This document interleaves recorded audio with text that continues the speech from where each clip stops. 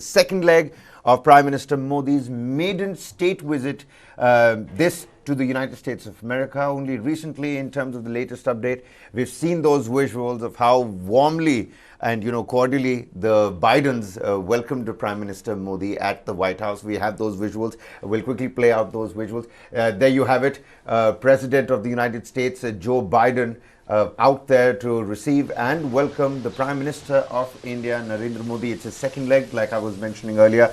Only yesterday he led those grand celebrations from the United Nations headquarters, where he led the International Yoga Day, performed 30 minutes of intensive yoga with the people over there. Two back-to-back international records that were made over there as well. The maximum number of nationalities that performed yoga together. Take a look at that. The two leaders, the global duo, the phenomenon, warmly welcoming each other. The Bidens, Jill Biden and Joe Biden, receiving the Indian Prime Minister. There was a lot of gift exchange that's been done, but as soon as the Prime Minister landed at St. Andrews, in Washington, that particular base, it was raining. Let's take a look at those visuals as well. It was raining. And just like a movie, straight out of a Hollywood action flick, the Prime Minister steps down. There you have it. It's raining, the wind is blowing, and just like the state visit has it's protocol that, both the countries' flags are on full display, Varghese. And take a look at that. It's raining. He's wearing a matching raincoat, which I personally really liked. He gets down, and the first member, there you have it, the youngest person who's there to greet the Prime Minister, he bows down, gives the little kids his blessing, and there's a proper photo op. There's a guard of honor. You can see the people standing in those proper lines, proper crisp uniforms, and it's raining. And let's not forget, amidst all of this, protocols have to be taken care of. There was a proper, national anthem that was played of both the countries, after which the Prime Minister is escorted in his cavalcade. Because let's not forget, in Washington, there are thousands of people that are waiting outside the Intercontinental Hotel, the Willard Intercontinental Hotel in Washington. They're, braving the rain, the cold, young girls in, proper ethnic and, Indian traditional costumes. It's so colorful, the nagaras, the dhols, it's straight out of a Indian festival, Varghese. I mean, you saw those visuals. What was your takeaway from it? Well, it all talks about how vibrant our diaspora is in the United States, and they are also a very successful ethnic group in the United States. 4.9 million of them, approximately, they have been a success story in the United States. And when we talk about Prime Minister's visits, as was earlier said, this is the first time this is being considered as a state visit. It's an honor that is reserved for America's allies as well as very close friends. And this is the first state visit of Prime Minister Narendra Modi to the United States. He's already visited the United States 6 times and has met 3 presidents. And of course, in all this visits, one of the significant factors who have contributed to it, and was also the people who have ensured that this relationship is warmed up, has been the Indian diaspora, the mark that the Indian diaspora has left. And of course, as you rightly pointed out, at his hotel, there you have it. The Prime Minister being given a grand welcome by the diaspora community there. Everybody wants to have a little glimpse, little touch, a little feel of the Prime Minister over there. Take a look at that. Him meeting the diaspora that's been waiting. It was, braving the wind, the cold shower, the precipitation. And, it seems like it was worth the wait for them. The drums, the colorful costumes. Take a look at that. The Indian flags, people roaming around, people from all different corners of the United States, I was listening to some interviews, people who have, traveled from different parts of the world just to be at Washington for this one-day event, just to see the Prime Minister. He's staying at the Willard Intercontinental Hotel. It is a famous hotel. There's a lot of lineage and legacy to that hotel as well. But take a look at that. Not a lot of raincoats, just a few umbrellas that you see. But everybody else just waving out to the Prime Minister, trying to catch a little glimpse of the Prime Minister. Maybe they can, touch him. Maybe the Prime Minister lends out a hand. Several autographs. Pictures that are going to stay forever in people's memories, if not albums, in the day and age of Instagram, Varghese. Well, a lot of them, especially from the Indian diaspora, standing in long lines and queues only to get a glimpse, as you rightly pointed, of the Prime Minister. And in a social media era, as you were saying, selfies, pictures, the capturing the moment that it is, and then we have the Prime Minister there interacting with the diaspora population. And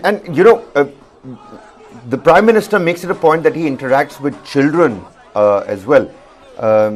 He likes to speak to children. He'll make it a point that he'll stop and he'll speak to the younger generation. And even at the Skill India event, because after this there was the Future Skilling event that took place at the National Science Foundation. Dr. Jill Biden accompanied the Prime Minister at that particular event. There's a student from IIT Delhi, a Fulbright scholar at the MIT, that gave a full-blown presentation for the Prime Minister.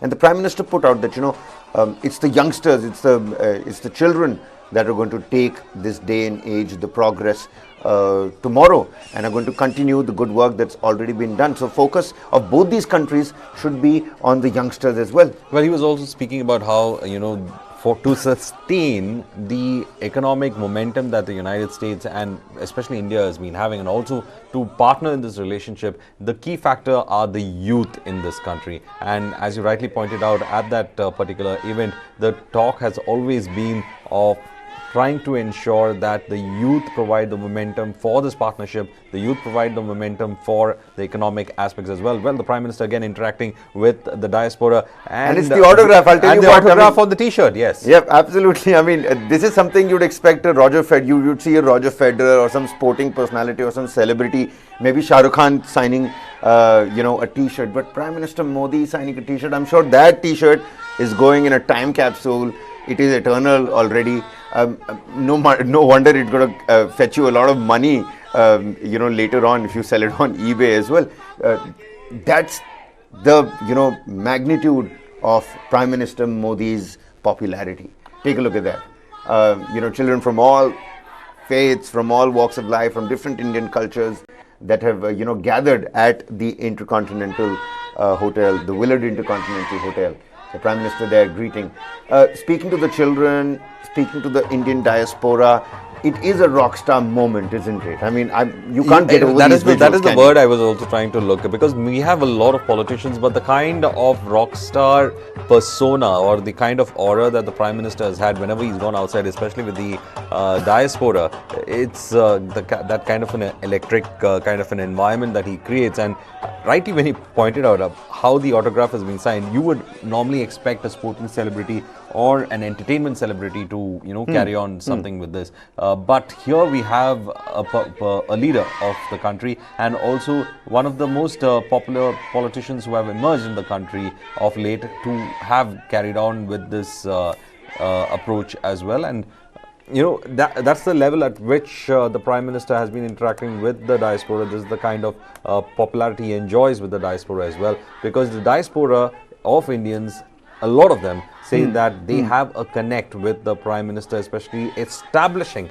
the Indian national identity, the Indian ethnic identity on a large scale, and the Indian civilizational identity also. This has been able to be what they call as trying to be proud of their identity. And this right here, ladies and gentlemen, this was the next step that the Prime Minister took. This is the Prime Minister Modi with the First Lady, Dr. Jill Biden, and several other dignitaries at the National Science Foundation headquarters in Alexandria. And it's important to note over here that, the Prime Minister said that India is working on multiple projects with the National Science Foundation. What this project was all about, what was the purpose of this project. He's also tweeted out, thanking the First Lady of the United States, saying that, he appreciates that Dr. Jill Biden accompanied him on this particular event, because the idea is that, skilling and helping the future generation in terms of skilling themselves is of utmost importance. Let's listen in actually to what the Prime Minister actually had to say at the Education, Skill and Innovation. This particular reaction coming from the National Science Foundation's headquarters in Alexandria. He spoke about talent, education, skill and innovation. Prime Minister Modi, ladies and gentlemen, let's quickly listen into it. हमारी वर्तमान और आने वाली पीढ़ियों को एक बेहतर भविष्य सुनिश्चित करने के लिए ये हम सभी का दायित्व है। इस उज्जवल भविष्य के लिए आवश्यक है एजुकेशन, स्किल, इनोवेशन, और भारत में हमने इस दिशा में कई प्रयास किए हैं। हमने नेशनल एजुकेशन पॉलिसी में शिक्षा और स्किलिंग को इंटीग्रेट किया है। हमने स्कूलों में लगभग 10,000 अटल टिंकरिंग लैब्स उसकी स्थापना की है, जहां बच्चों को तरह तरह के इनोवेशन करने के लिए सभी प्रकार की सुविधाएं दी जा रही हैं। हमने युवा एंटरप्रेन्योर्स को प्रोत्साहित करने के लिए स्टार्टअप इंडिया मिशन शुरू किया है। हमारा लक्ष्य इस डेकेड को टेक डेकेड या टेकेड बनाने का है। आज भारत और अमेरिका को ग्रोथ का मोमेंटम बनाए रखने के लिए एक पाइपलाइन ऑफ टैलेंट उसकी भी जरूरत है। जहां एक और अमेरिका के पास उच्च कोटि के शिक्षण संस्थान है, एडवांस टेक्नोलॉजीज है, वहीं भारत के पास विश्व की सबसे बड़ी युवा फैक्ट्री है। और इसलिए मुझे विश्वास है कि भारत और अमेरिका की साझेदारी सस्टेनेबल और इंक्लूसिव ग्लोबल ग्रोथ का इंजन साबित होगी। अमेरिका में कम्युनिटी कॉलेज द्वारा निभाई जा रही अहम भूमिका के लिए मैं हृदय से आप सबका बहुत बहुत अभिनंदन करता हूं। फ्रेंड्स, भारत और अमेरिका के बीच शिक्षा और रिसर्च में आपसी सहयोग के लिए मैं जरूर कुछ विचार साझा करना चाहता हूं। इस साझा प्रयास में जरूरी है कि गवर्नमेंट, इंडस्ट्री, एकेडेमिया, टीचर्स और स्टूडेंट्स सभी को शामिल किया जाए। एक India US teachers exchange programme की शुरुआत के विषय हम सोच सकते हैं। दुनिया भर में फैले साइंटिस्ट और एंटरप्रेन्योर्स का भारत के संस्थानों के साथ एंगेजमेंट बढ़ाने के लिए हमने 2015 में ज्ञान global initiative of academic network अभियान शुरू किया था। मुझे बताते हुए खुशी है कि इसके तहत अब तक यूएस से 750 फैकल्टी मेंबर्स भारत आ चुके हैं। मैं यूएस में शिक्षा और रिसर्च से जुड़े सर्विंग और रिटायर्ड लोगों से अनुरोध करूंगा कि वे अपनी छुट्टियां, खासतौर पर विंटर ब्रेक, भारत में बिताएं। Well, you know what, Varghese, that's not all. Jill Biden said that if we want our economies to be strong, we have to invest in young people. And this coming in from the same event. Let's quickly listen into what the First Lady of the United States, Dr. Jill Biden, had to say at the event. Governments. We're celebrating the families and friendships that span the globe, those who feel the bonds of both of our countries. After years of strengthening ties, the U.S.-India partnership is deep and expansive as we jointly tackle global challenges. Mr. Prime Minister, I know that education is an issue close to your heart, as it is to mine. You work to ensure that all Indians, especially girls, which I love, have the opportunity to pursue an education and gain the skills they need for our modern workforce, and it's so important. It's exciting to be able to show you some of the innovative programs our schools and businesses are creating for students here. And I'm so glad to be joined by Ambassadors Garcetti and Sandow. Williams, Anshul, thank you for sharing your stories. Mr. Mehrotra, Dr. Williams, thank you for your insights and for your work. And finally, we're so grateful to the National Science Foundation for hosting us. There are students in this room who are discovering the inner workings of semiconductors, starting in middle and high school, or training for other cutting-edge jobs. And as established businesses are transformed by new technology, as industries that didn't exist a decade ago are created, this kind of training is more important to our future than ever. If we want our economies to be strong, we need to invest in young people who are our future. We need to ensure that they have the opportunities that they deserve. Through Joe's Investing in America agenda, we're creating millions of good jobs in growing industries like clean energy and manufacturing. And we're bringing together our entire administration, including agencies like NSF, to partner with employers, unions, schools, and local governments so we can ensure that students have what they need to pursue these careers. That's the Biden education pathway.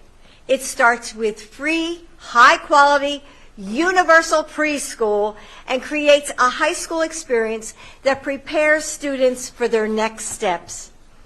It provides 2 years of affordable community colleges and opens up avenues if you decide to go to a 4-year college.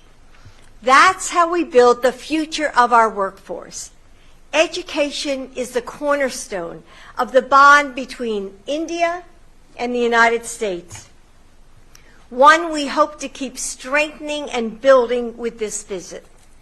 Our universities are partnering together, leading research, creating apprenticeships and internships that span the ocean.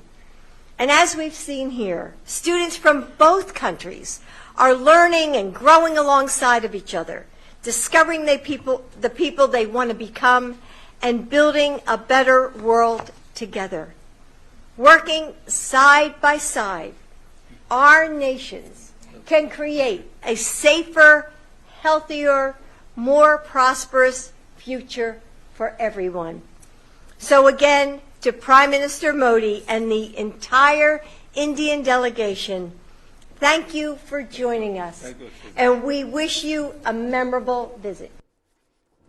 Well, it certainly already is a memorable visit, isn't it? Dr. Jill Biden talking about, students in their, primary education now learning about semiconductors. And semiconductors, it seems like, is the word to go. The Prime Minister has also met with several, top businessmen and CEOs as well, from the likes of Micron CEO Sanjay Mehrotra, General Electric CEO Lawrence Culp Jr., he's got Gary Dickerson from Applied Materials, several of those names. And, these are top names. And take a look at those visuals. Semiconductors, there are semiconductors, that seems to be the name of the game. We're also learning at this point in time that, Dhruv Jaishankar, who's the son of External Affairs Minister, Dr. S. Jaishankar, he's giving a reaction. Let's quickly cut across. The US, he's visited many times before. The significance, I think, will be to showcase how broad the relationship is and how on almost every big issue today, India and the US are in discussions, are in conversation, and in many of those areas, perhaps most of those areas, they are cooperating as well. And I think we will see elements of that showcased over the next few days. So when you look at the relationship between India and US from the domain of defense, trade, healthcare, education, technology, we know that defense is something which is high on agenda. What will you say on that? So defense is, hopefully we'll see some progress on that. There's some expectations. I think that it's still being negotiated now, but I think we will see hopefully some forward movement on defense co-production and defense trade in some critical areas that are very vital to India's future defense defense industrial capacity and also for Indian national security. But I would also say that defense is part of a larger issue on many areas of technological security and economic security as well. The US and India are aligning very closely and cooperating very closely. So how much do you think China is going to be the focus between the two areas? As we know, it has been aggressive in the Indo-Pacific. Also, we are seeing the Russia-Ukraine conflict. How much do you think that both these topics will come up during the discussions? I mean, there are some of the big issues shaping the world today. I would say on China, clearly India and the US have similar concerns about China's rise and have been on the receiving end of Chinese aggression and are concerned about Chinese aggression. And that is obviously getting the India and the US to cooperate more closely together. On the other hand, the India-US relationship also stands apart, and a lot of the cooperation is happening regardless of China.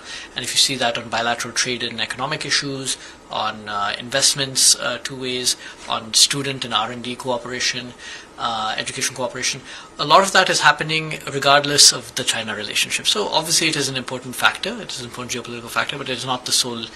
India and US are not defining themselves because of China. On Russia, I think it is just a much more immediate concern, and India is feeling the effects on its defense and national security, for its food security, for its energy security, but also for the larger geopolitical shifts that are occurring. On some areas, I think there's a deep understanding of that, at least in the US government.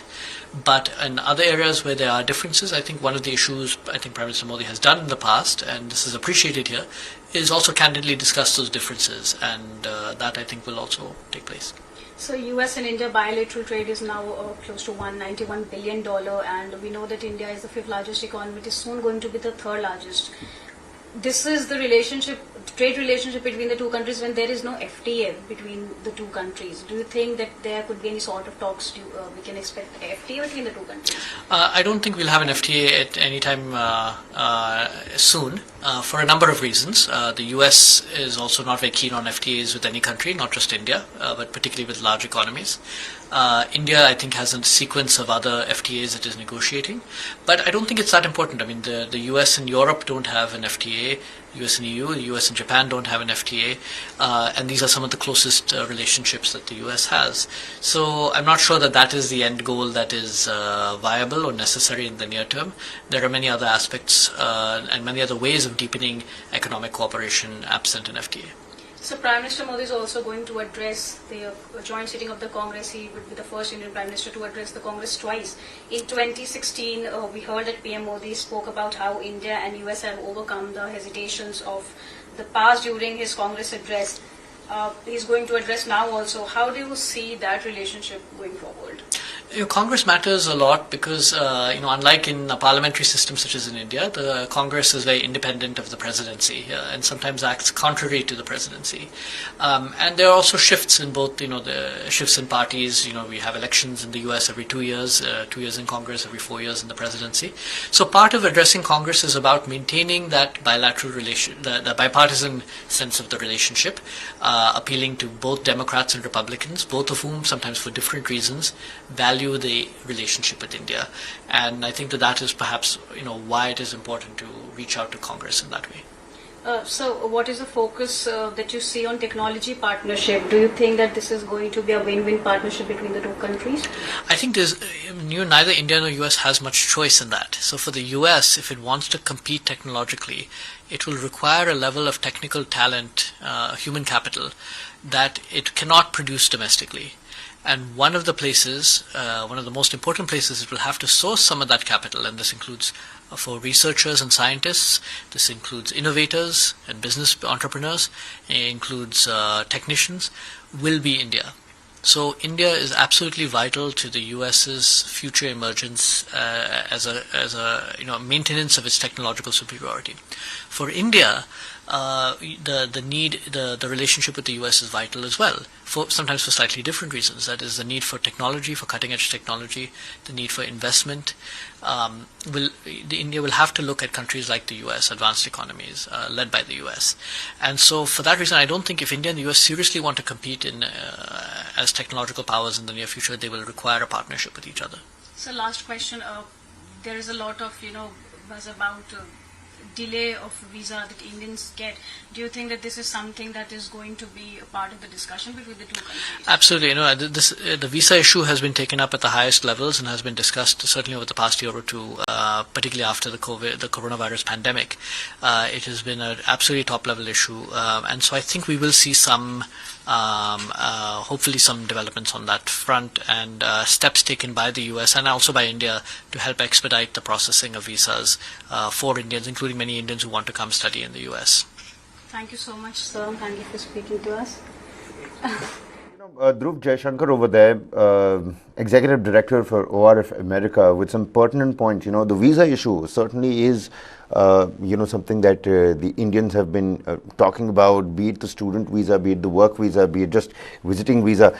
Today, if you talk about, getting a visa for the United States of America, they say, the waiting is so long, you might just end up waiting for a year and a half before you finally get a chance to get that visa. So all of those particular issues that are going to be ironed out, even as we show the viewers the visuals of Prime Minister, making his touchdown at St. Andrews in Washington, where he received that Guard of Honor earlier, and then left in his cavalcade to the hotel where the Diaspora cheered him on. There were chants of Modi, Modi, and Namo, Namo that you could hear all across the boulevard in front of the Willard Intercontinental Hotel. But the entrepreneurs, the businessmen that Dhruv Jaishankar was also talking about, there you have it. You've got visuals on your screens. You've got Sanjay Mehrotra, Micron CEO. Then he also met with General Electric CEO H. Lawrence Culp Jr. And General Electric, it's an important name this time around, because we're taking that technology from them. The jet engine technology, how crucial will that be for the Make in India push and the Tejas Mark II that we're developing here back at home? It is very important, because the Tejas Mark II is supposed to become one of your frontline aircraft that would replace your older MiG-21s, and it is a big relationship that we are looking at General Electric, because General Electric also is looking at the skill sets that can employ from India. Please understand one thing about this defense relationship is that most of the high-end defense, like even Lockheed Martin or the Boeing or even the GE, they are looking at India where they can have a series of their high-end technologies being the high-end technology products being manufactured from here.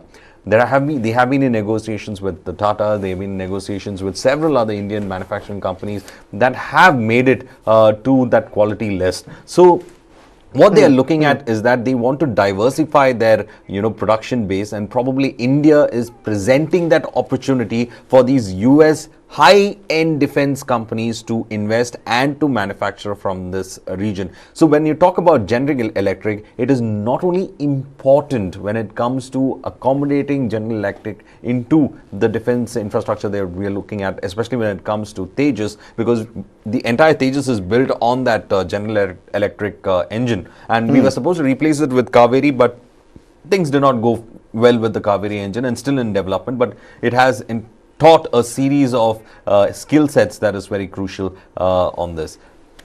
And those are visuals of the Prime Minister inside the White House. Is it the Oval Office or not? I'm not too sure. The Hollywood has done a little trick on me. All these rooms and the various movie sets, they all look the same.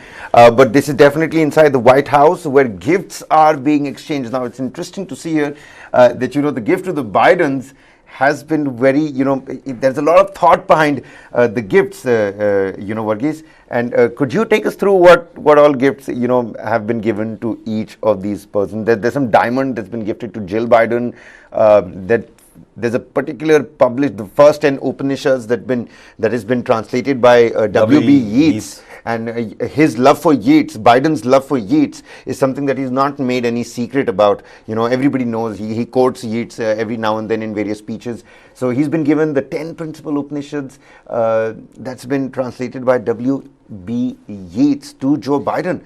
These gifts, as you rightly pointed out, there has been a lot of thought process that has been placed when it comes to these gifts. One of the interesting part of these gifts is this, that there is a lot of literary exchanges that are there also. I mean, on one side, the Prime Minister has been thoughtful to give the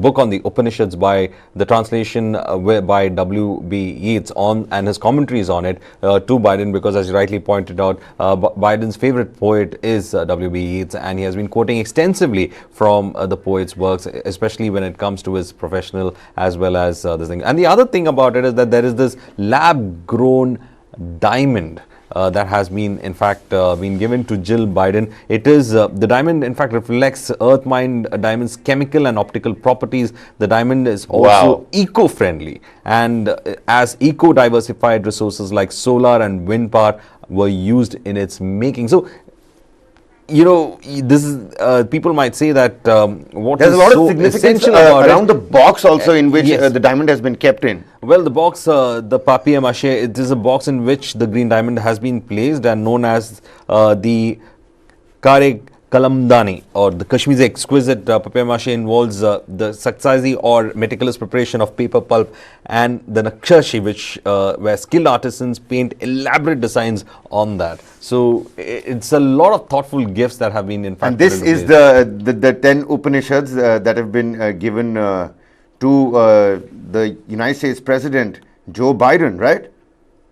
Yeah, it has been given especially with that particular thought process. But, you know, it's not only about the literary exchanges, it's also that Robert Frost's poems have also been given to Prime Minister Modi as a return gift, and that gift is also quite interesting, because it just shows how much of literary interest that the presidency as well as the English literature involvement that we have with it has been highlighted in this.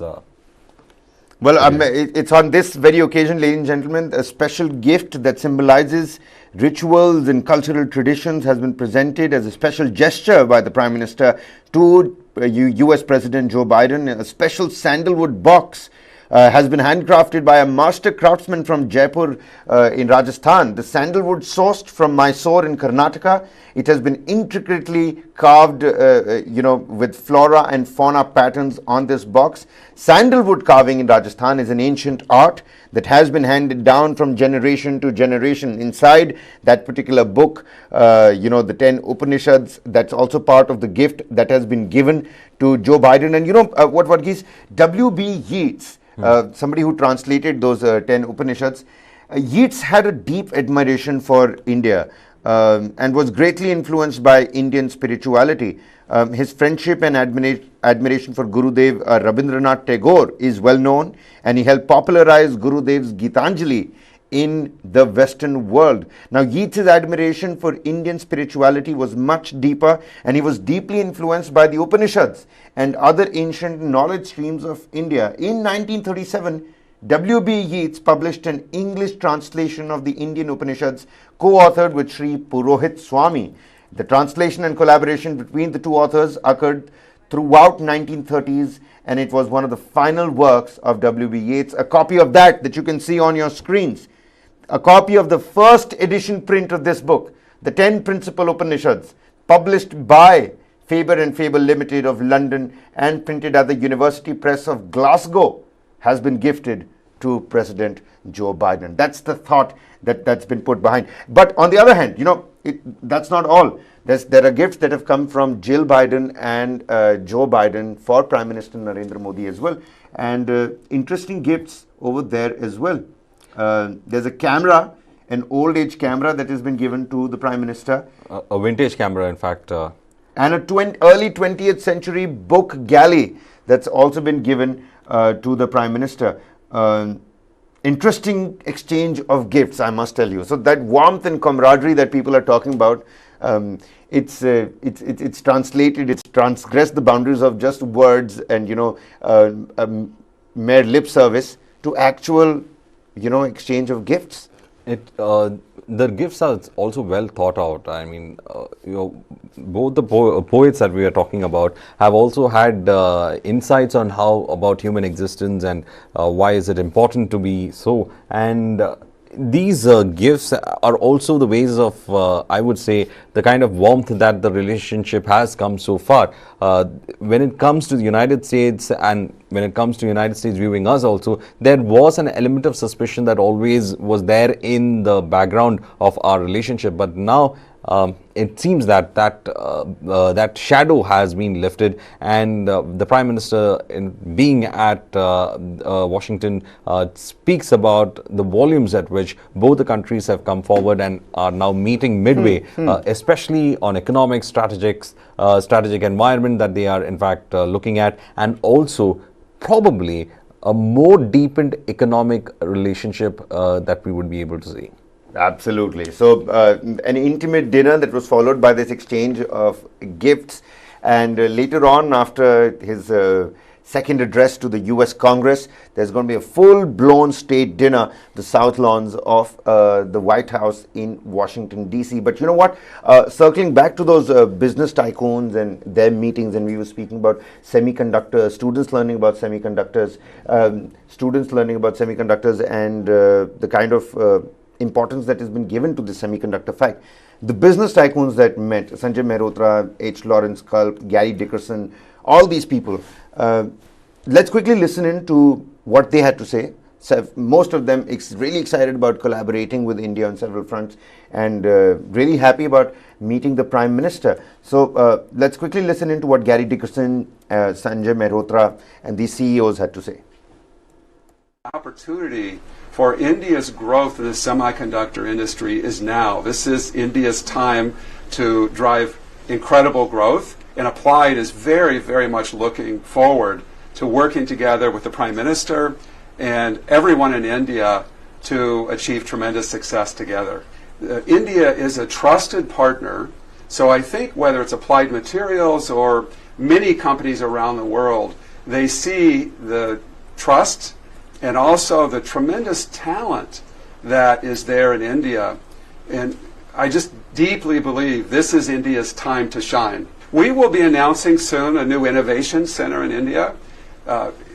With Applied Materials, we'll also bring global partners into this new innovation center. And this innovation center will really be focused on innovation in the equipment. And we have very high confidence.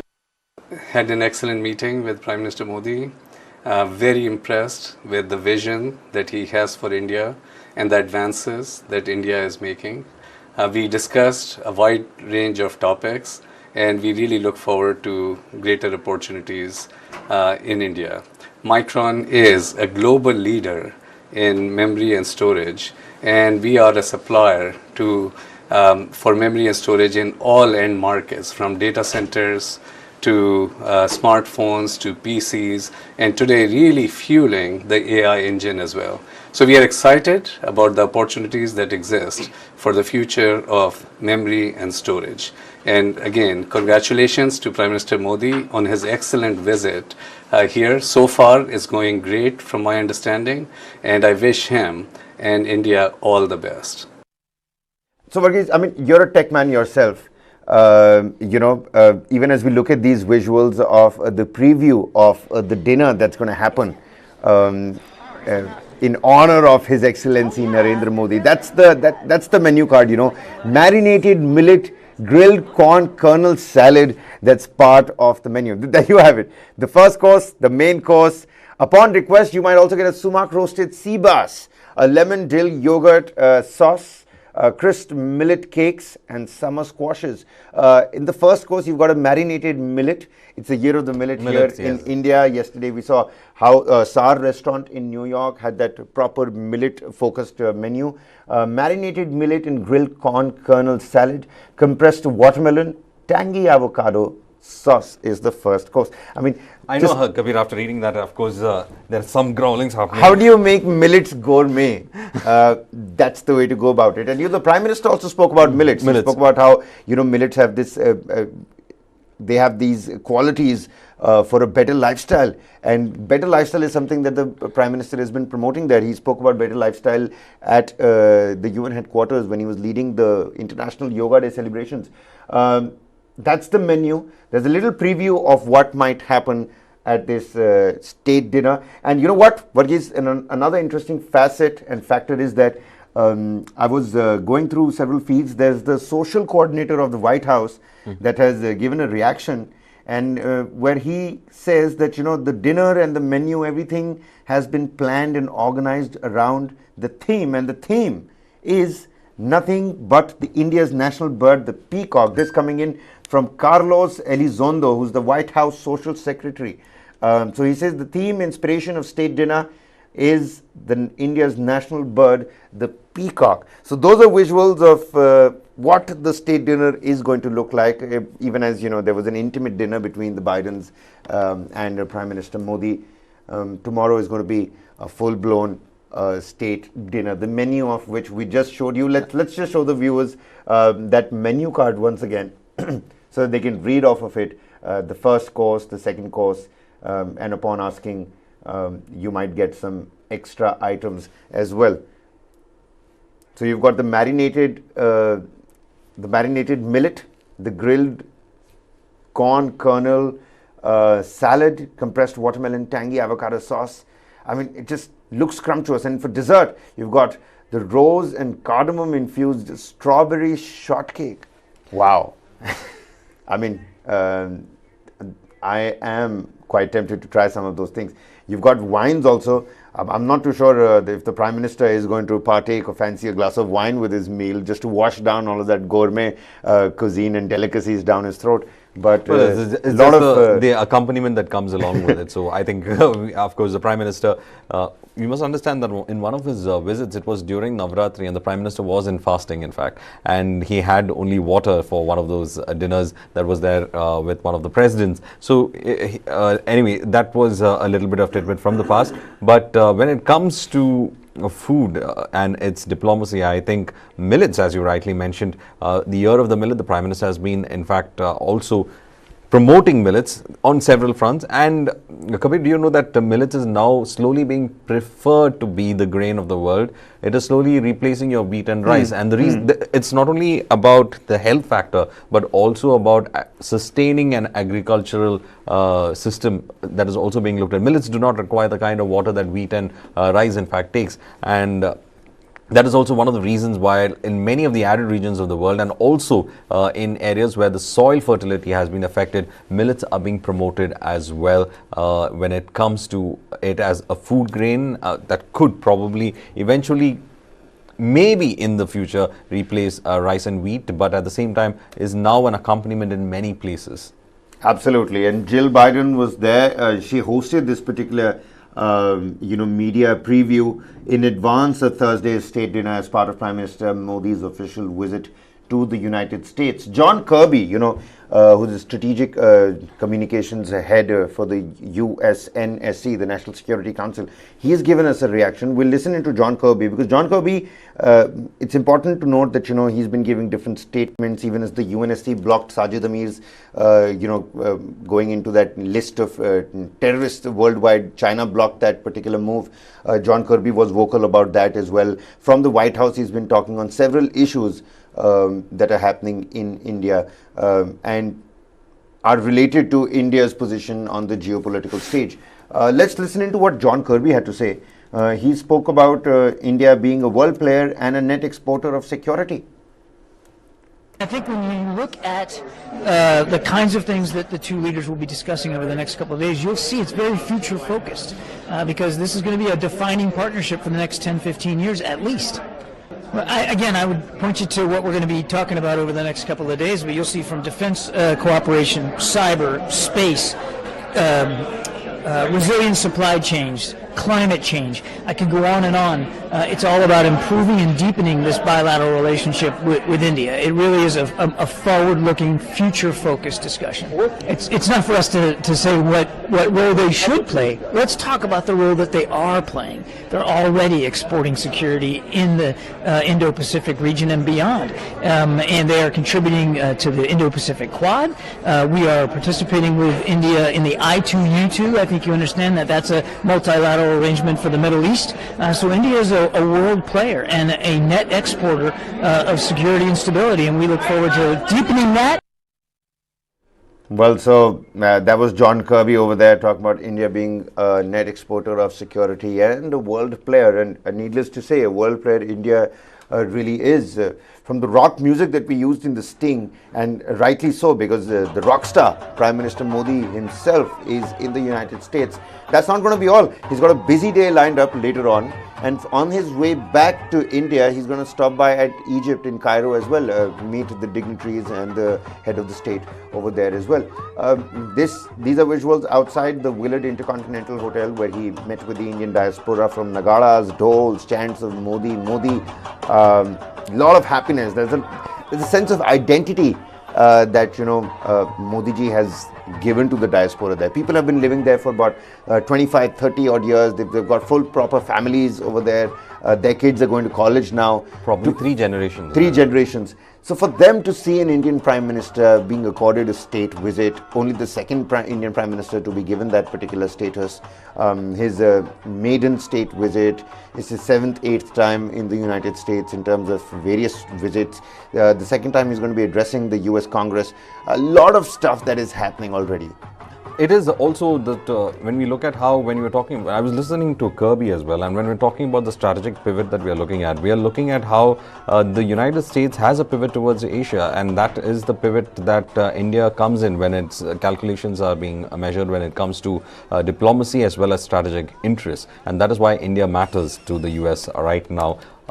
One thing that we could leverage from this relationship has always been to remove that particular aspect of mistrust that was there. But anyway, that is being taken care of. But when we talk about the pivot to Asia and also the provider of net security, India features in what the US is looking at a net security for the Asian countries that are facing assertive nations to their north, and of course let's say that it is China. So it looks like the US is talking about the net security provider on those terms as well, because right now when we talk about from the Gulf of Aden to the Straits of Malacca, we have foreign navies as well as the Indian Navy in the Indian Ocean, which is considered to be one of the busiest shipping routes to have taken place, or shipping trading routes to take place, and this region is considered to be one of the most important regions where security needs to be provided for the kind of trade that is occurring. And of course the most important trade material that moves through this region is oil, whether it is to China or to the Southeast Asian nations, or even to a large extent to the United States and the Latin Americas as well. So this net aspect of it is something that we've seen many navies patrolling this area. We should also understand in the ocean region that in Diego Garcia, the US has a base already. And there you have the US Navy there, you have the Chinese Navy also increasing its presence in the Indian Ocean region, and many of these strategic areas which we consider as our own backyard is already the play of foreign navies. Now India has not been assertive in the manner in which we would be looking at being belligerent. That is one thing that we have noticed. So when we look at the aspect of it, one of the first things that you need to look into this, especially when it comes to the strategic aspect of it, is that India is now slowly becoming part of certain groupings that provide interest, or rather provide security to its interests, and the Indian Ocean region being an area of huge interest because the Indian Navy considers it to be their their area of interest, and that is something that is importantly enough to understand that this is where we need to engage with the United States. So this visit is not only about exchange of pleasantries. This visit is not only about a multidimensional idea of having exchanges when it comes to the business community or trying to build skill sets or trade skill sets. It's not only about that. This has a high volume attention given to detail to what would India's role be in providing that net security. And I'm speaking from the US perspective. But when we look at the how our foreign policy has always been and how our security idea of how to have been secure is considered and how it has been in the last 75 years, we are a country that do not sit in military camps, because that is why we had the non-alignment movement also put in place. But when assertive China is slowly pushing us towards one of these camps, though we would want the best relationship with China, and we have been saying, see, India is also part of the BRICS, India is also a part of the Shanghai Cooperation. So all these groupings are in which China is involved, or China led also, we are there. But the issue over here has always been about whether they would be able to ensure that when it comes to China, how do you deal with an assertive China?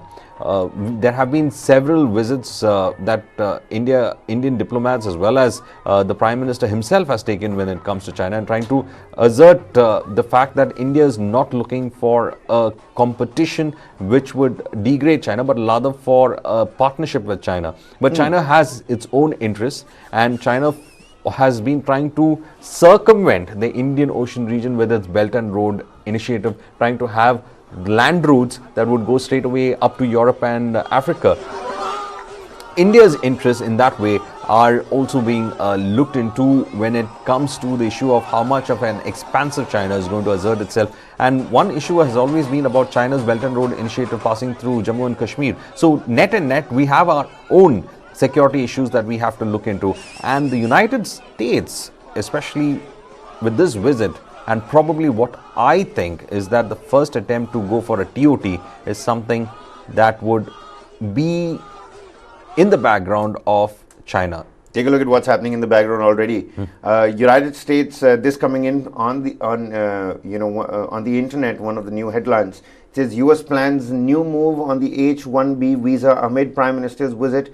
Indians to benefit. There's a report out there on the internet. But whilst we're talking about Indians, the smiles, the joy, the cheers, the dhols, the nagaras, the drums, the beats. Let's listen in to what the diaspora, the Indian diaspora over there has to say. I'm sure they're really, really excited, from little kids that have traveled from different corners of the United States to people that have traveled from different corners of the world to be in Washington to catch a glimpse of the Prime Minister. Let's take a look at what and how they're reacting like. I'm very glad to see his presence in Washington D.C. He gave me a high five and signed my shirt.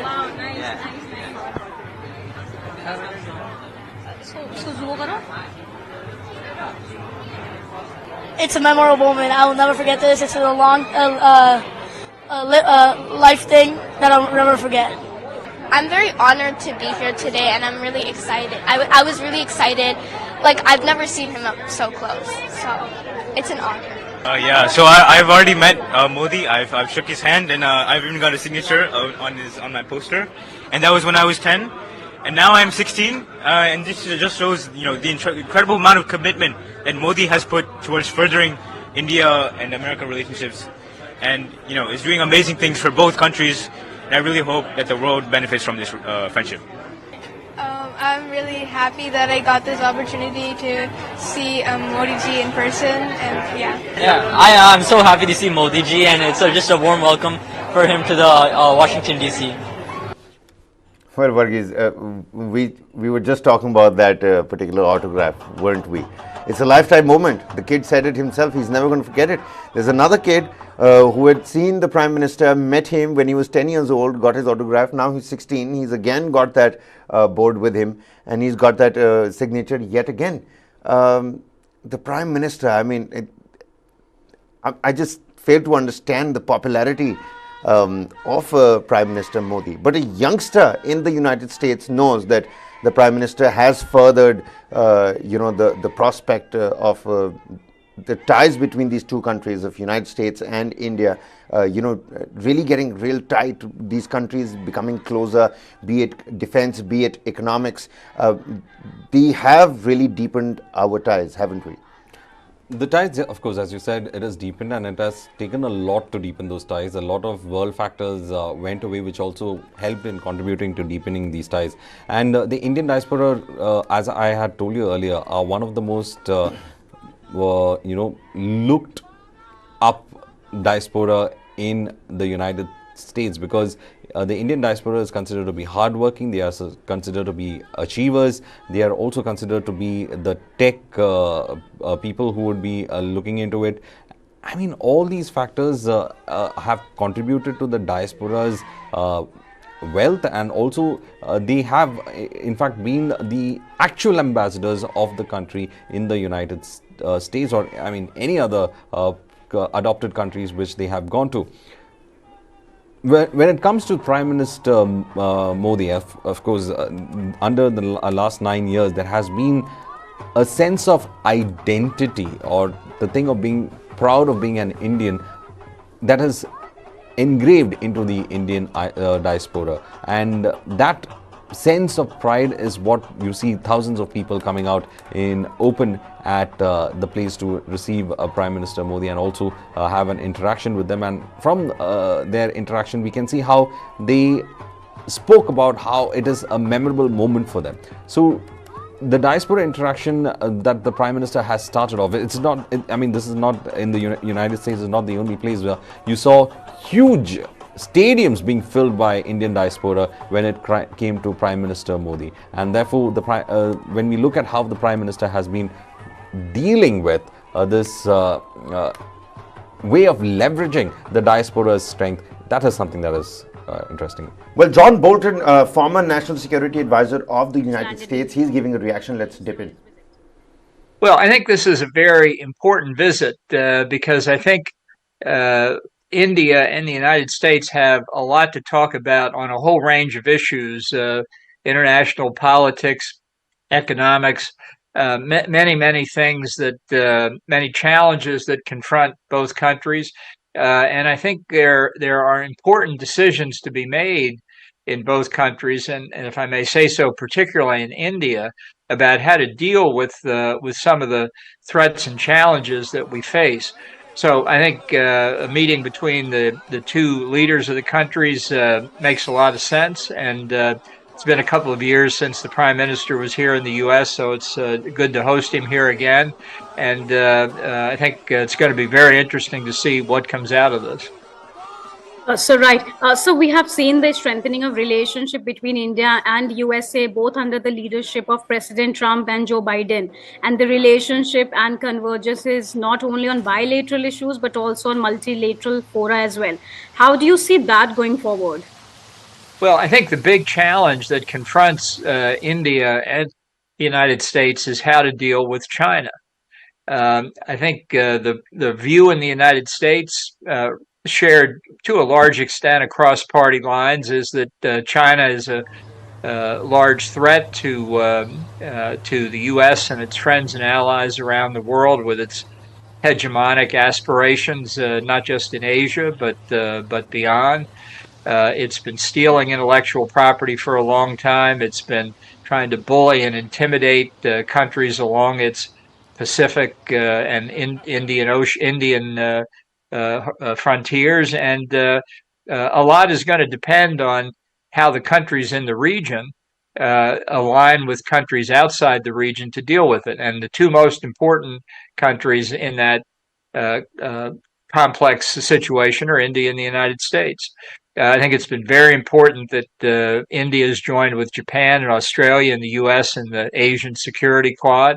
But I think there are a lot of other questions as well. You know, there's a debate, at least I see the debate, by some in India who say that closer security relations with the U.S. and others is important. But I see others in India say, no, we should try and hedge between the United States and China.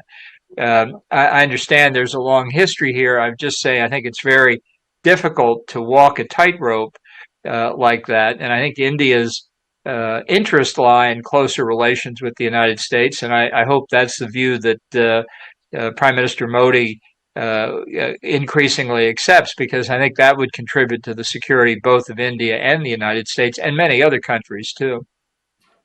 Right. So recently, Prime Minister Modi and President Biden met during the Quad Summit in Hiroshima, Japan, and both leaders reaffirmed their commitment in the Indo-Pacific that is inclusive and resilient.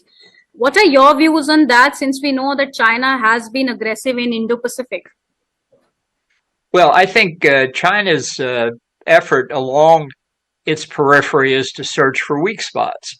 Its current focus, I think, is generally agreed to be Taiwan, but it has conducted really belligerent activity in the South China Sea over an extended period of time, making military bases out of islands whose status is really in dispute. The recent visit of Xi Jinping to Moscow, I think, has been intended to show there's really a new axis between those countries. And I think these developments, including many others, the Belt and Road Initiative that China has been following for many years, demonstrate they are following what they believe, at least, to be a coherent strategy. We, on the other hand, are not following a coherent strategy. And this poses a lot of difficult questions. I think India has to face the hardest questions, given the relationship, for example, with Russia on the weapons side and during the Cold War, I think is clearly disadvantageous to India today.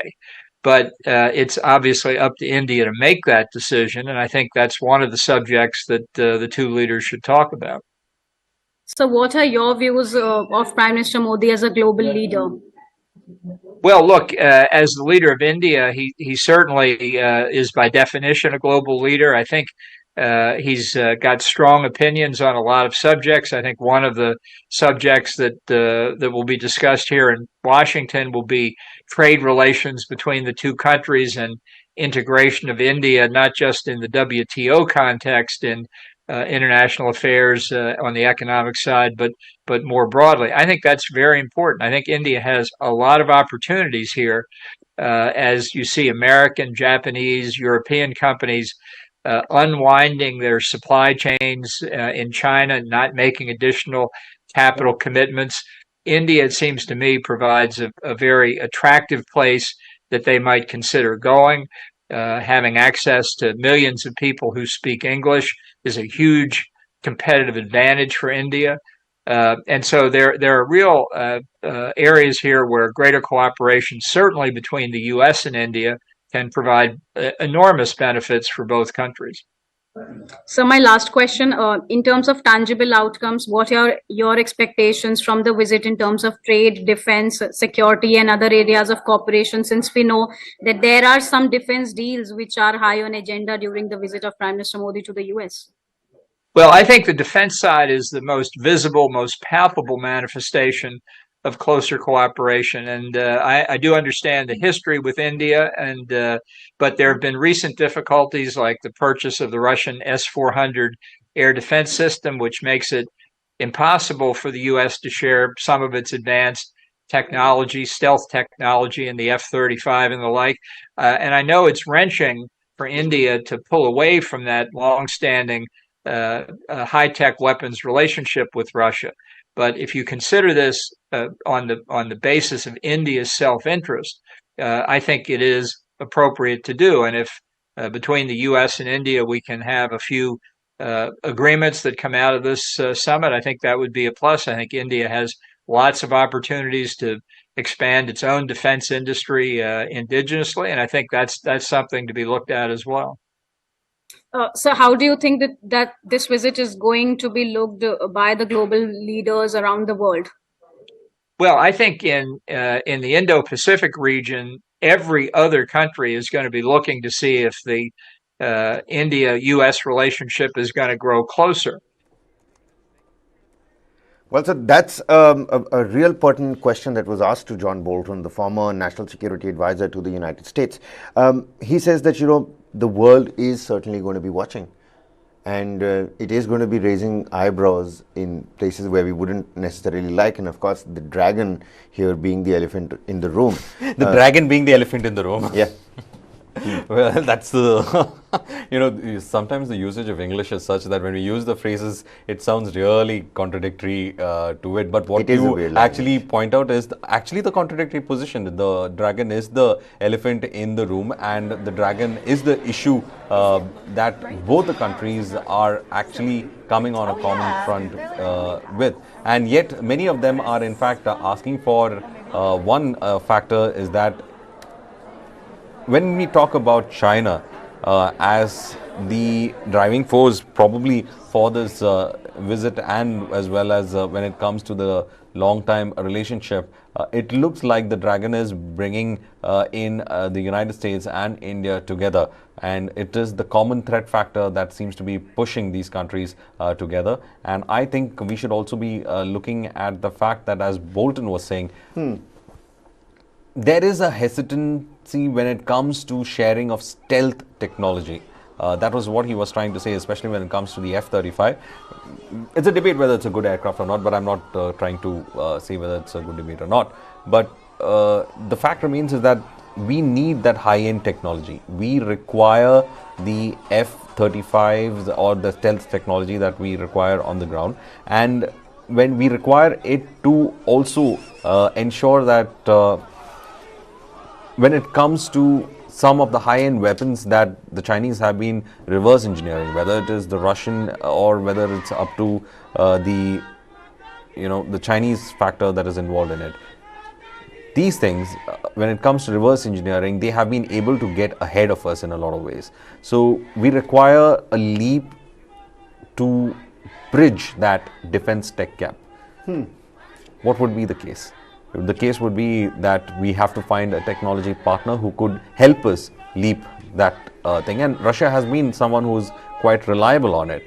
But due to the current circumstances, the Russians are engaged and, tied down in a war with the Ukrainians. They won't be able to supply the way that we want to have. In fact, spare parts also has become quite an issue right now because of the Ukraine war. So we need another partner who could help us leapfrog that particular gap that exists in our defense tech. Well, 65% of military export from the Russians, about 11% from the Americans so far. But will that number change? That's something that we'll have to take a look at. Well, numbers could change in the coming days. As I was saying, most of the defense companies want to set up base in India. Most of them want to have their spare parts being manufactured from India. They are in talks with some of the finest companies in India, like I was saying, the Tatas. And this is going to be a huge opportunity when it comes to the economic relationship with the United States as well. Kabir, we have one of the largest population of engineers. And I think the world is taking leverage of that factor. And the United States understands that factor, because long time ago, the Microsoft billionaire Bill Gates once said that there is going to be a lot of high-tech jobs emerging in the United States, and they won't be able to have enough people to man them. And the only country that would be able to help you man that kind of job and fill in those vacancies would be from India. Well, absolutely. Will those numbers change in terms of security, import and export? We'll have to wait and watch, even as the two major deals, the drone deal and the F-414 General Electric jet engine transfer of technology. These two things are going to be high on agenda. People are happy just to see their Prime Minister. That's the first thing that you get to see. There's no bilateral meetings. Just people just happy. I mean, take a look at this. Just listening to the color and the music.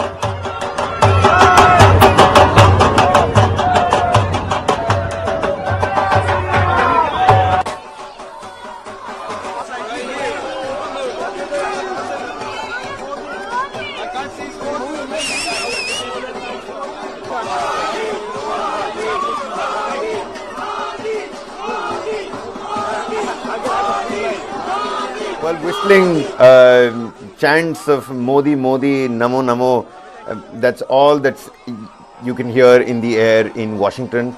There's a proper visit, and there was a media preview of that state dinner. We showed you visuals earlier on of how the tables are going to be, decorated. The theme is going to be the Indian national bird, which is the peacock, and we showed you the menu. Jill Biden, the First Lady, Dr. Jill Biden, she addressed the media at that media preview ahead of the state dinner, talking about the importance of the visit, talking about the menu that was on full display. A lot of media activity around that dinner. Let's listen into what Jill Biden had to say. With this official state visit, we are bringing together the world's oldest and the world's largest democracies. After years of strengthening ties, the U.S.-India partnership is deep and expansive as we jointly tackle global challenges. But our relationship isn't only about governments. We're celebrating the families and friendships that span the globe, those who feel the bonds of home in both of our countries. As some of you may know, Prime Minister Modi is a vegetarian. So we asked Chef Nina Curtis, a plant-based pioneer, to work with our White House chefs and create a stunning vegetarian menu. Guests will have the option to add fish to the main course as well, if they choose.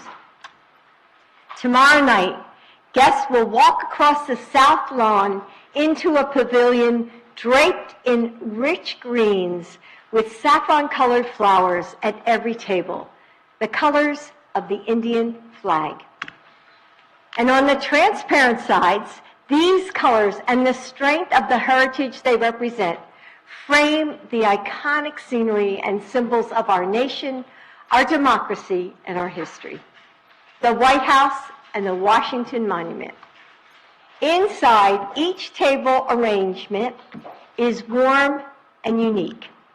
We hope guests feel as if someone has set that table just for them, because we have. After dinner, we'll have the opportunity to hear one of our nation's incredible talents, Grammy Award winner Joshua Bell. His performance will be followed by Pen Masala, a South Asian a cappella group from the University of Pennsylvania, who are bringing a little piece of my hometown to the White House, along with songs inspired by the sounds of India. Finally, after the last plates are cleared, with new connections forged and old ones strengthened, guests will end their evening walking across a moonlit lawn.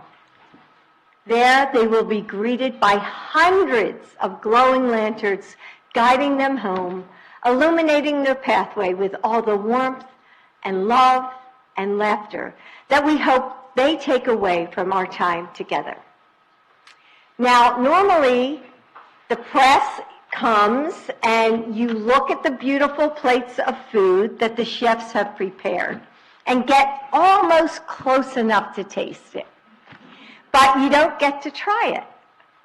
So today, I've asked our chefs to prepare a few small bites of tomorrow's menu to thank you for taking the time to be with us today.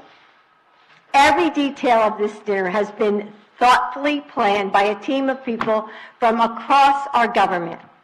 So I want to thank the White House residence staff and social team and the State Department staff who've been working so hard to make this visit meaningful. Now I will turn it over to our social secretary who has guided this process, Carlos Elizondo. So much that's going to happen at that state dinner. We were earlier showing you visuals of how the tables are going to be, lined up, what is going to be the plating, thematic like. We were showing you those visuals of how the tables are going to be decorated, essentially. The theme is the Indian national bird, which is the peacock. There you have it. And, Jill Biden over there talking about how there's going to be Grammy Award winners after, the plates get cleared up. There's going to be live music. Pen Masala from India, I think, is going to be there to perform as well. Pen Masala does a lot of acoustic covers of various English songs, and they have their own original renditions as well.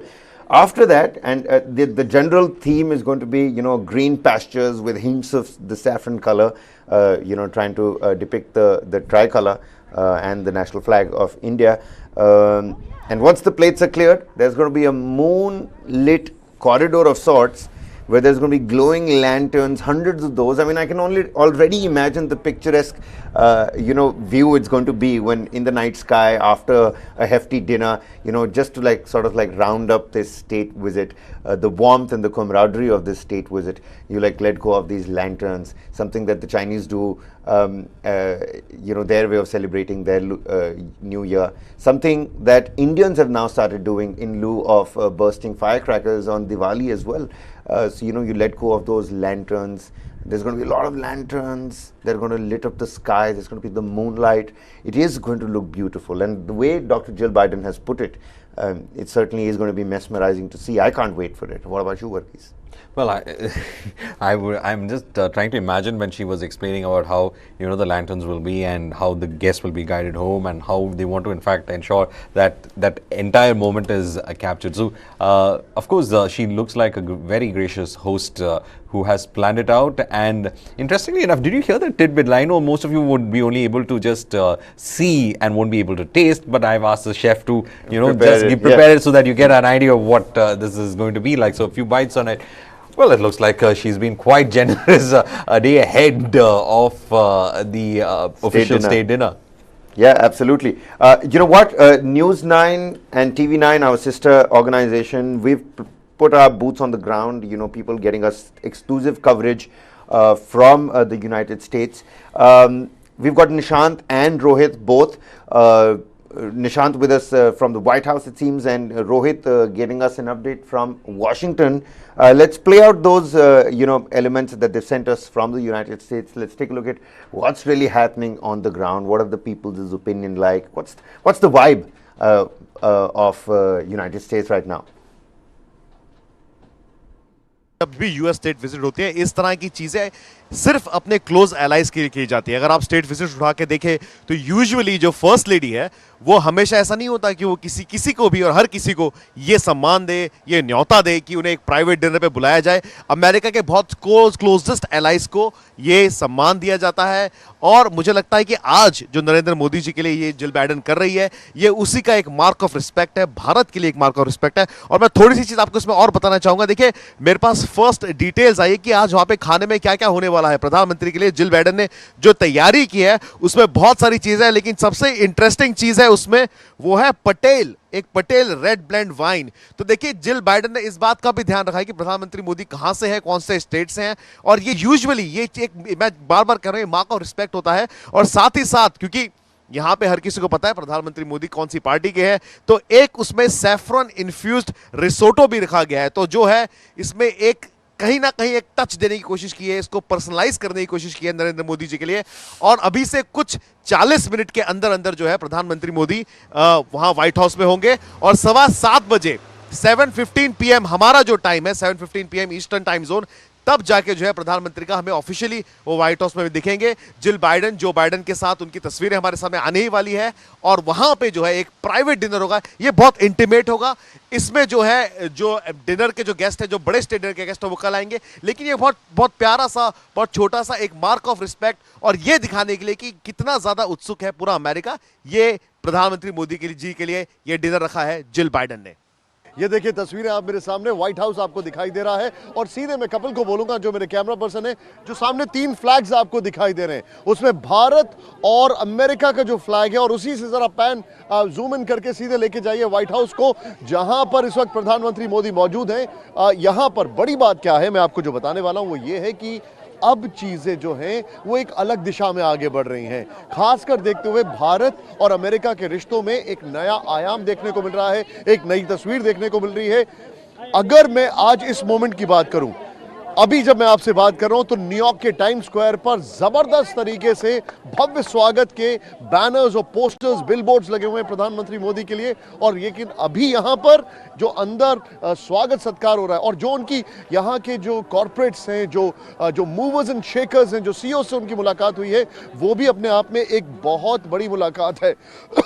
यहाँ पर मैं आपको बताना चाहूँगा, कपिल जरा पीछे आइए please, मैं आपको ये बताना चाहूँगा कि यहाँ पर जो उनकी मुलाकात हुई है उस मुलाकात में सभी का ये कहना है कि भारत एक उभरती हुई शक्ति है, एक उभरती हुई ताकत है और भारत के साथ पार्टनरशिप करना हमारे मुल्कों के लिए, हम सभी के लिए यानी कि अमेरिका के लिए बहुत ज़रूरी है। They don't want to miss the bus in which you can see India moving forward. ये बहुत बड़ी बात है और ये हमारे लिए बहुत गर्व की बात भी है. Well, so that was, Nishant speaking to us from the White House. And, you've seen what all has happened from the time he stepped down at the St. Andrews base. It was raining, straight out of a Hollywood movie. Went to meet the Indian diaspora at the Willard Intercontinental. After that, the meeting with the business tycoons, Micron, General Electric, Applied Materials, all of that. It has been a busy couple of days for the Prime Minister. Then going to the White House, being received by the Bidens, the exchange of gift, an intimate dinner that they had, evening reception. On the sidelines, you had Jill Biden, accompanying the Prime Minister at the Future Skilling event at the National Science Foundation headquarters in Alexandria. You also had the exchange of gifts. Along with that, Jill Biden giving that media preview to what the dinner is going to look like, what's actually on the menu. So much has happened, Varghese. What's your actual takeaway, from these 2 days that the Prime Minister has been in USA? I was listening to Nishikant, and what he was trying to say is India is moving forward, and the US seems that he doesn't want to miss they don't want to miss the bus. So that is the sum of all this. The fact remains that the United States doesn't want to miss the bus at all. And when it comes to India's economic growth, India is of course having a diversified aspect to it. And Europe is into recession, or there is recession coming in Europe, as most of them are expressing it. That could be slowdowns, but India is registering growth. Now that is, we are the contradiction in the world map, or rather we are swimming against the sea and the waves as it is going in another direction. So of course the question is that none of those countries want to miss the bus when India is going forward, and that is why the United States is setting aside most of its reservations and are trying to deepen ties with India, not strategically alone, economically, people-to-people contacts, education also. Prime Minister Modi was talking about exchange of teachers. Now, when he said that, it's not a statement in the air, It is a very important thing, because when it comes to the United States, there is an issue about crisis of teachers, control of students, so many factors of education that has been taking up a backseat. Right now, as I'm talking to you, there is a huge crisis going in the education boards of the United States, especially when it comes to math and science. So the exchange of teachers and the idea of trying to implement world teaching methods, probably we have something that is right that we are doing, and probably there is something right that they are also doing. So this exchange of ideas among teachers would help in what, as Prime Minister Modi was saying, it is about the youth who is going to drive the momentum between the relationships between both the countries and their respective economic growth. Absolutely. You know what, on that note, let's quickly listen in again to what the Prime Minister and Jill Biden had to say at the Future Skill event that was organized at the National Science Foundation and its headquarters in Alexandria. A lot of focus that's actually been given to the youngsters, the youth. Let's listen in to what the Prime Minister had to say, followed by what the First Lady of the United States, Dr. Jill Biden, had to say.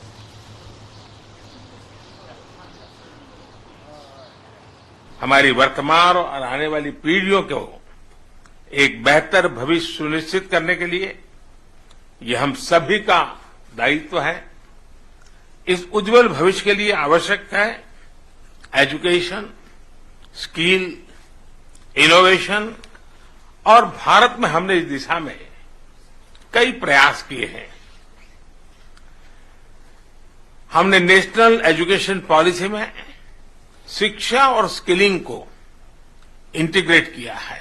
हमने स्कूलों में लगभग 10,000 अटल tinkering labs उसकी स्थापना की है, जहां बच्चों को तरह तरह के इनोवेशन करने के लिए सभी प्रकार की सुविधाएं दी जा रही हैं।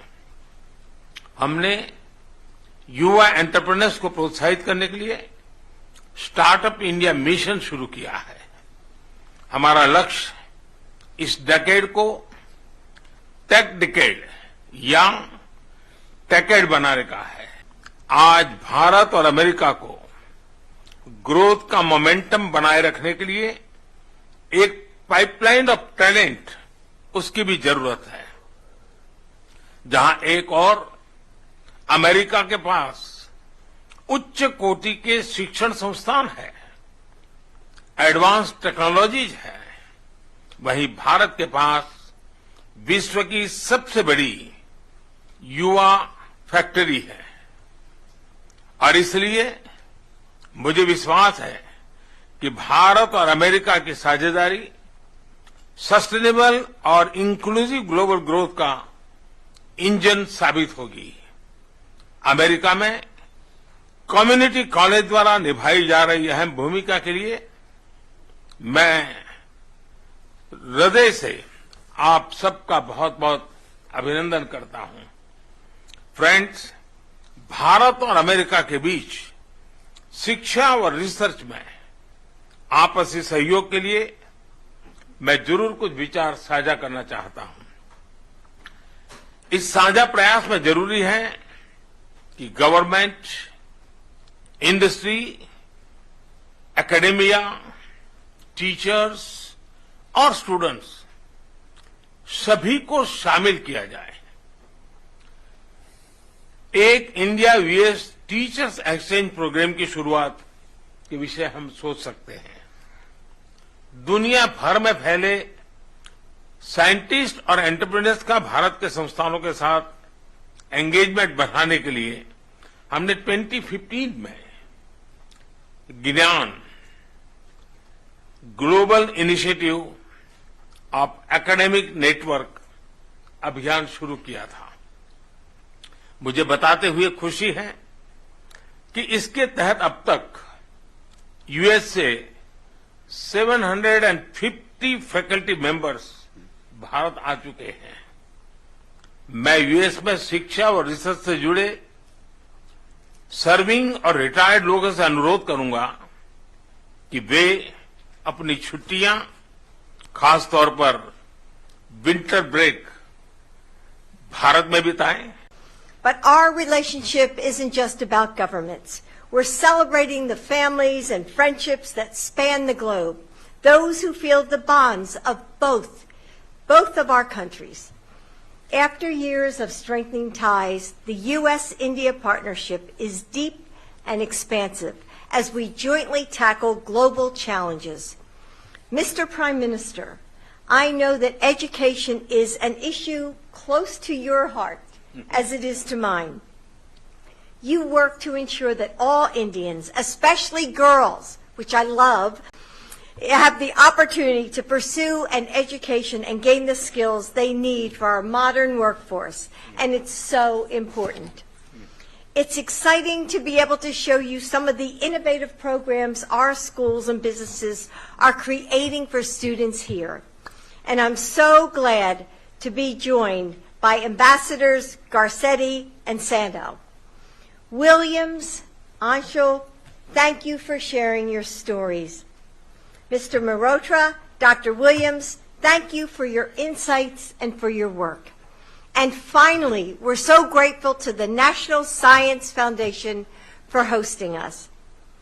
There are students in this room who are discovering the inner workings of semiconductors, starting in middle and high school, or training for other cutting-edge jobs. And as established businesses are transformed by new technology, as industries that didn't exist a decade ago are created, this kind of training is more important to our future than ever. If we want our economies to be strong, we need to invest in young people who are our future. We need to ensure that they have the opportunities that they deserve. Through Joe's Investing in America agenda, we're creating millions of good jobs in growing industries like clean energy and manufacturing. And we're bringing together our entire administration, including agencies like NSF, to partner with employers, unions, schools, and local governments so we can ensure that students have what they need to pursue these careers. That's the Biden education pathway. It starts with free, high-quality, universal preschool, and creates a high school experience that prepares students for their next steps. It provides 2 years of affordable community colleges and opens up avenues if you decide to go to a 4-year college. That's how we build the future of our workforce. Education is the cornerstone of the bond between India and the United States, one we hope to keep strengthening and building with this visit. Our universities are partnering together, leading research, creating apprenticeships and internships that span the ocean. And as we've seen here, students from both countries are learning and growing alongside of each other, discovering the people they want to become, and building a better world together.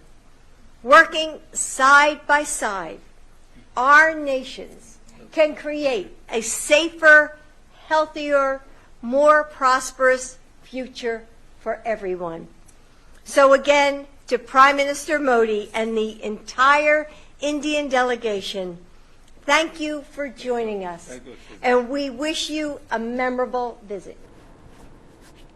Well, a memorable visit it certainly is going to be, even as we're looking at the dinner menu that has been prepared in honor of His Excellency, the Prime Minister of India, Narendra Modi. The people are really happy, Varghese, and we've been talking about the happiness that they've expressed in forms of dance, singing, bringing out the Indian colors, the costumes, the culture that is, it's quite open out there on the streets of Washington.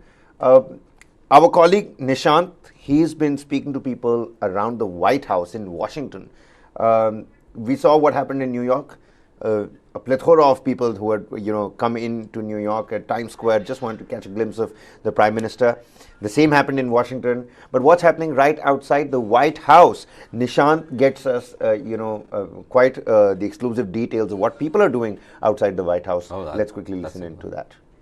ये देखिए मेरे सामने एक सज्जन है, कपिल इधर आइए जरा, white house के ठीक सामने खड़े होकर ये भगवत गीता पढ़ रहे हैं. जरा दिखाइए जरा यहाँ पर व्हाइट हाउस के ठीक सामने खड़े होके भगवत गीता पढ़ रहे हैं. क्या नाम है इनका? भाई साहब, मैं इनको डिस्टर्ब नहीं करना चाहता, आप बताइए. और आप यहाँ पर भगवत गीता क्यों पढ़ रहे हैं? श्री भगवान वाच सर्वधर्मान परित्यज्य मामेकं शरणं व्रज अहं त्वा सर्वपापेभ्यो मोक्षयिष्यामि मा शुचः. Completely relinquishing all dharmas, realizing your inability to adopt jnana, karma, and bhakti yogas. Surrender to me. What is the reason why you're reciting this right now in front of the White House? Will absolve you of all sins, the reactions of sins as karma palam. Why here? What brings you here? Why are you doing it in front of the White House? क्यों कर रहे हैं आप? Because the United States is the greatest country in the world, and it is in the image of Paramapadam, the location of the Nitya Vibhuti of Sriman Narayana and Mahalakshmi. The purpose of our souls is to do Sharanagati, absolute surrender. Has it anything to do with the Prime Minister, Indian Prime Minister inside? Absolutely. Yada yada hi dharmasya glanir bhavati bharata abhithanam dharmasya tadatmanam sajamiham. Whenever there happens a decline in Vedic Dharma, I, Bhagavan Shri Krishna, will manifest in whichever form necessary to restore Vedic order.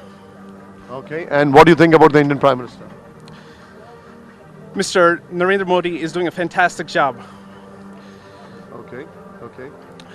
He has what it takes to take the United States to the next level. Which part are you from in India? I am from Sri Ranga. My soul belongs to my soul belongs to Paramapadam. Okay, can you just turn around? इनके हाथ में भगवत गीता है, कपिल जरा दिखाइए यहाँ पर. और ये देखिए भगवत गीता यहाँ पर ये पढ़ रहे थे व्हाइट हाउस के ठीक सामने. मैंने देखा इनके दो मित्र यहाँ पर थे. सर अपना फोन बंद करके आप जरा इधर आ जाइए. इनके दो मित्रों को मैंने देखा जो कि शायद व्हाइट हाउस में शायद घूमने आए थे, देखने आए थे, और मैंने इनको देखा और इनका बड़ा फेथ है प्रधानमंत्री नरेंद्र मोदी के ऊपर. आप लोग इंडिया में कहाँ से? सॉरी, मैं वृंदावन से हूँ. अरे वाह, आप कहाँ से? वृंदावन से. और आप यहाँ पर प्रधानमंत्री जी हमारे अंदर है, क्या कहेंगे उसके ऊपर? नहीं, हम लोग के प्रधानमंत्री अब आए हुए हैं. इससे बढ़िया बात तो आज देखिए हमारा फ्लैग पूरा अमेरिका में गुंजा हुआ है. ये अभी तक का पहले जैसा लग रहा है मेरे को. आप बताइए, आप क्या कहेंगे इसको लेकर? प्रधानमंत्री अंदर है अभी. कहने के लिए तो मेरे पास तो कुछ बात ही नहीं है. बस मेरे को तो बहुत खुश हो रहा हूँ. बस ये फ्लैग देख के मैं बस आज तो ये जिस फ्लैग का जिक्र कर रहे हैं, कपिल इधर आइए जरा, ये देखिए सामने एक फ्लैग दिखाई दे रहा है आपको, ये एक नहीं है कई सारी फ्लैग हैं, एक्सक्यूज मी, वो देखिए उस तरफ आइए कपिल, वो व्हाइट हाउस के एक एंड से लेकर on the right, Kapil pan करती जाइए अपने राइट में, ये देखिए यहां पर सिर्फ फ्लैग्स ही फ्लैग्स दिखाई दे रहे हैं आपको, ये भारत और अमेरिका के फ्लैग्स एक साथ दिखाई दे रहे हैं, और ये ठीक सामने व्हाइट हाउस आपके सामने, ये देखिए, और इस व्हाइट हाउस के अंदर प्रधानमंत्री मोदी मौजूद हैं। The spirit with which you see all this, ये जो एक स्पिरिट है, ये अपने आप में सबको अभिभूत कर रही है, सबको बता रही है that things are changing and it's now India's time. ये तस्वीर देखिए आप व्हाइट हाउस की, मैं बाहर खड़ा हूं, यहाँ पर कुछ इंडियंस हमारे साथ हैं, दे हैव टू रश, मैं क्विकली उनसे कुछ समय निकाल के यहाँ पर उनको अपने साथ यहाँ पर आमंत्रित कर पाया हूं। सर, एक एपिक मोमेंट, इंडिया और अमेरिका के फ्लैग्स दिखाई दे रहे हैं, व्हाइट हाउस के बाहर हम हैं, it all sets a tone की कुछ बड़ा होने वाला है। बेशक जैसा मैं सोच रहा हूँ उसके हिसाब से वर्ल्ड की दो biggest democracies, one in economy that's United states of America, और दूसरी which is really the best in the world as an example of democracy is India. और ये दो biggest nations are meeting together tomorrow. This state visit of Prime Minister Modi will emphasize many verticals. Most important is the relations between two powerful blocks of the world. India has just come up as one of the most powerful nation. थोड़ा हिंदी में भी please. आप हिंदी में भी okay. तो सबसे powerful nation की तरह उभर के आया है हिंदुस्तान, और सबसे अच्छी चीज़ है कि दो नेशंस जो कभी अलग अलग थे आज एक आवाज़ में बोल रहे हैं, thanks to Modi government. But इसके पीछे काफ़ी सपोर्ट है जो हमारा यूथ है, और जो वर्टिकल्स हैं जिसने हमें सारी सक्सेस दी, जो आईटी के साथ शुरू हुई थी, उसके बाद वो हेल्थ केयर में गई, फिर फार्मास्यूटिकल्स में आए, और मैं करीब 30 साल से इस मुल्क में हूँ, और मैं इंडिया के उस वर्चुअल को देखा है जब हम छोटी छोटी दुकानों से सामान खरीदते थे। बहुत खूबसूरत बात नहीं है कि भारत डिफेंस टाइप की बात कर रहा है, बट आज की तारीख में भारत से ज्यादा पीस को लेकर कोई भी ऐसा नहीं है जिसको लेकर एश्योर्ड हो कि ये एक ऐसा मुल्क है जो किसी के लिए थ्रेट नहीं है। हाँ, एक्चुअली डिफेंस का मकसद ये है कि पीस को जो भी डिस्टर्ब करता है उसको अटैक करना, उसको उससे डिफेंड करना है, तो इसलिए दोनों साथ साथ। Are we not talking from the position of strength? Absolutely, we have evolved over time.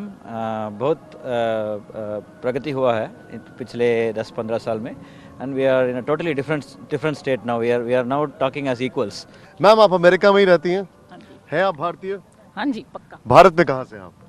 Chennai.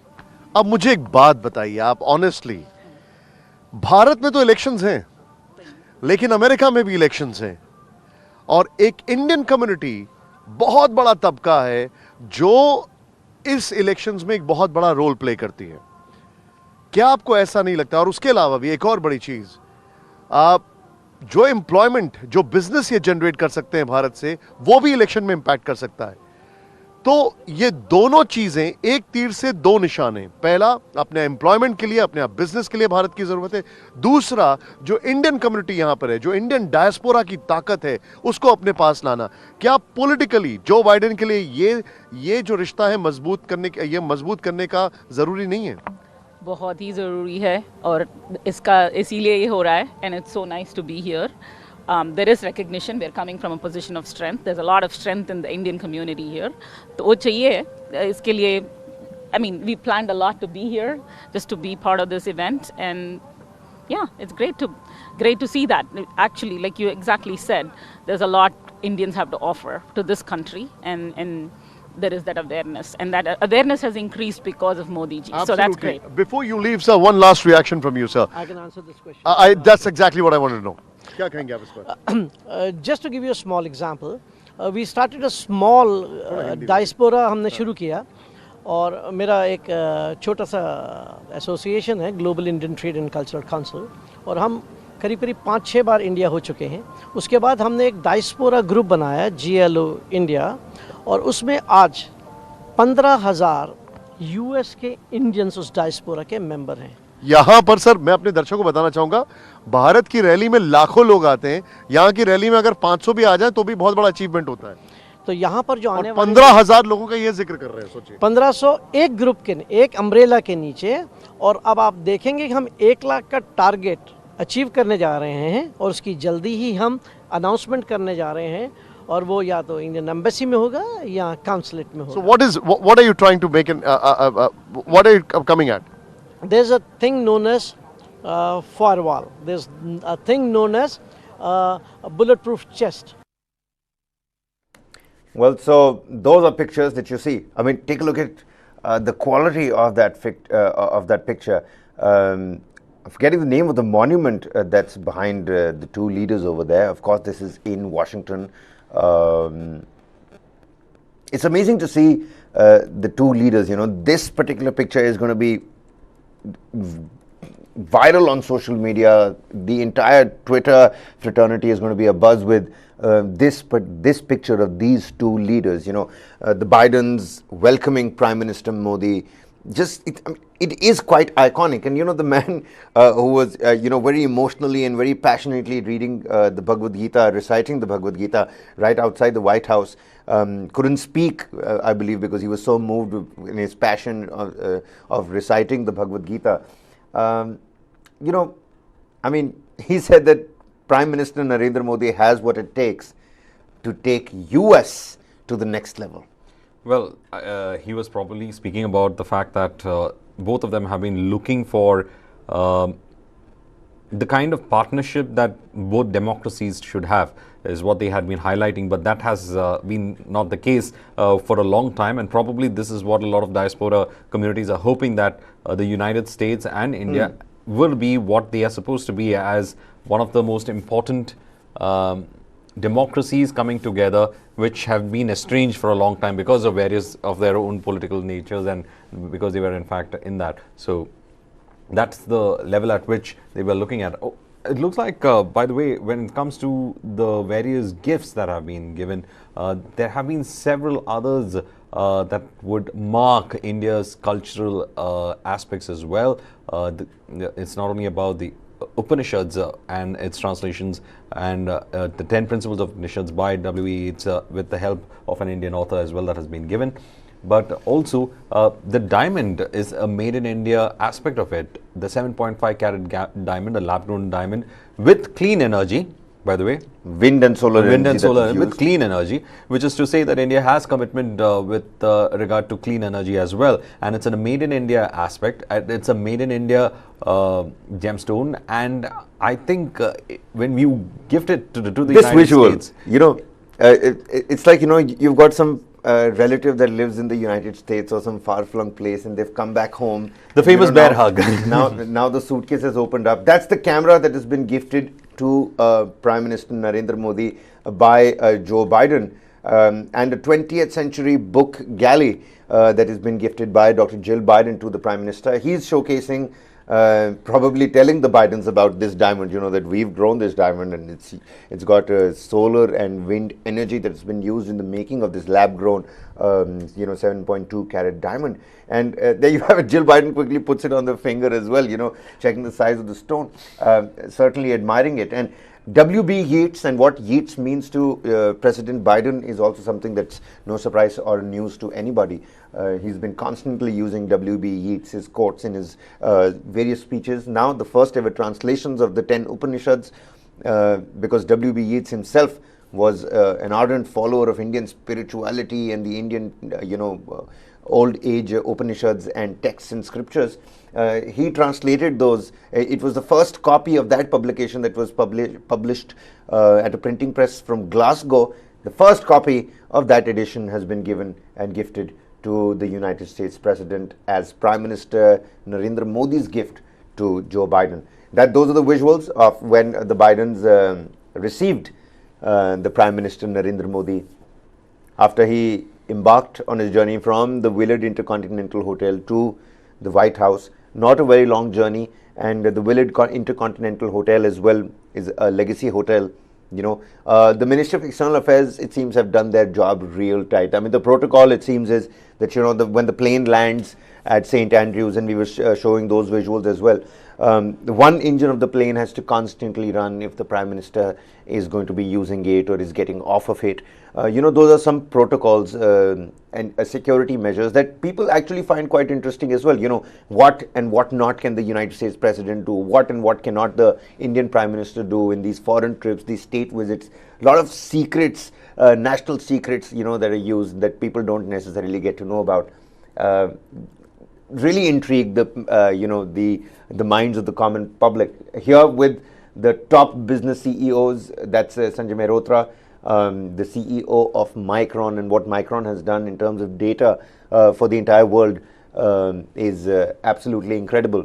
Let's listen into what Sanjay Mehrotra and CEO of Applied Materials, Gary Dickerson. We also have H. Lawrence Culp Jr., who's the CEO of General Electric, a major deal that's high on the agenda as well. Let's listen in to all those people, the business tycoons that the Prime Minister spoke to. Had an excellent meeting with Prime Minister Modi. Very impressed with the vision that he has for India and the advances that India is making. We discussed a wide range of topics, and we really look forward to greater opportunities in India. Micron is a global leader in memory and storage, and we are a supplier for memory and storage in all end markets, from data centers to smartphones to PCs, and today really fueling the AI engine as well. So we are excited about the opportunities that exist for the future of memory and storage. And again, congratulations to Prime Minister Modi on his excellent visit here. So far, it's going great from my understanding, and I wish him and India all the best. The opportunity for India's growth in the semiconductor industry is now. This is India's time to drive incredible growth, and Applied is very, very much looking forward to working together with the Prime Minister and everyone in India to achieve tremendous success together. India is a trusted partner, so I think whether it's Applied Materials or many companies around the world, they see the trust and also the tremendous talent that is there in India.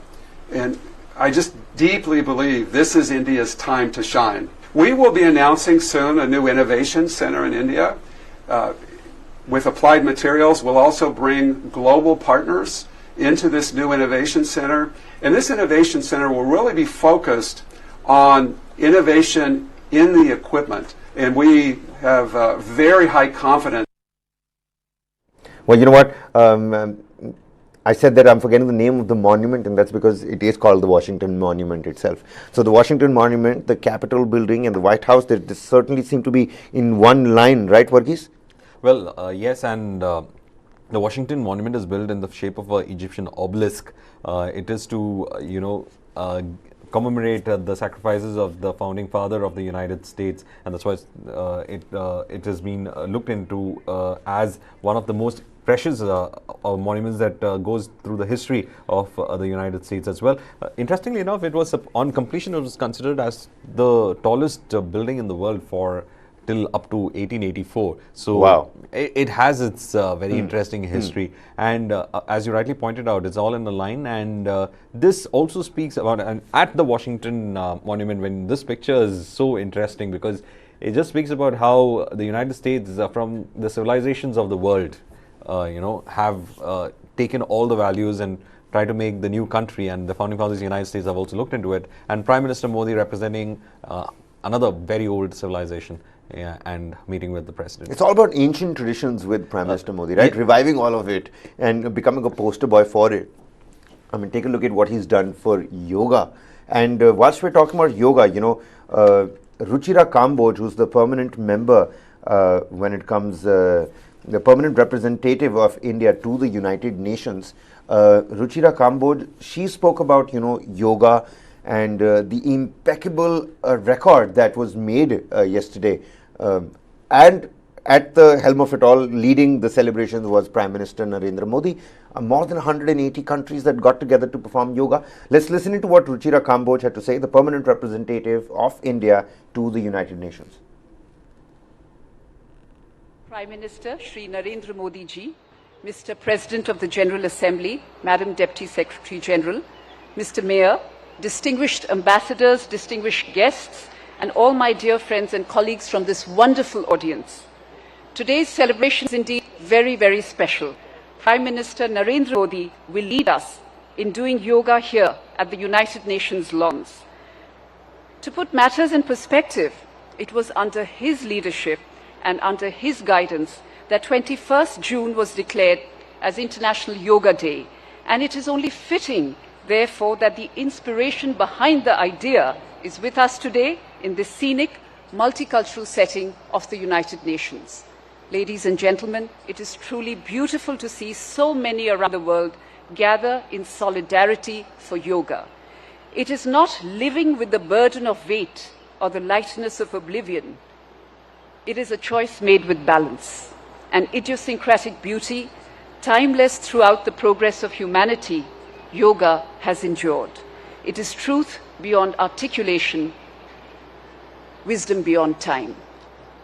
I hope all of you will cherish 21st June this year and hold it close to your hearts, today and forever. Thank you.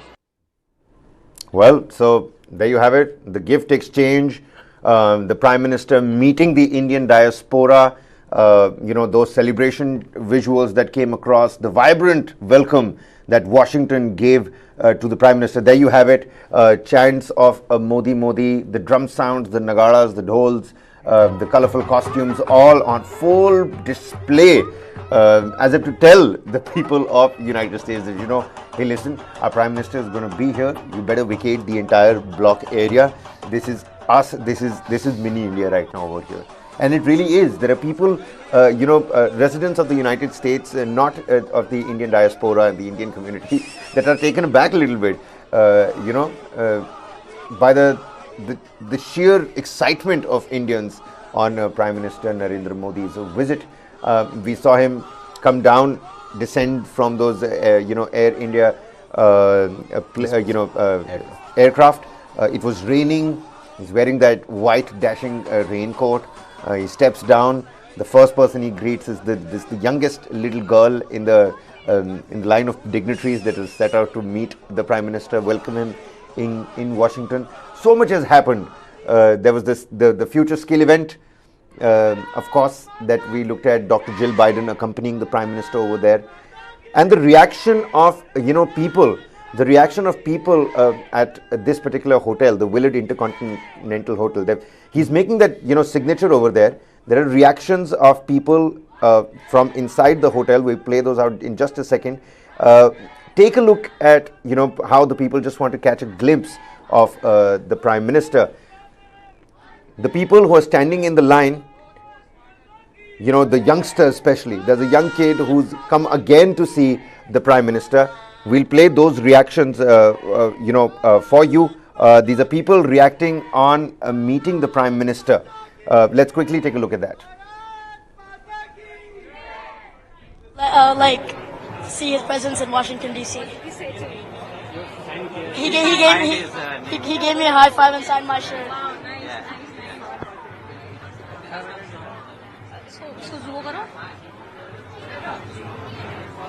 It's a memorable moment. I will never forget this. It's a long life thing that I'll never forget. I'm very honored to be here today, and I'm really excited. I was really excited. I've never seen him up so close, so it's an honor. So I've already met Modi. I've shook his hand, and I've even got a signature on my poster. And that was when I was 10.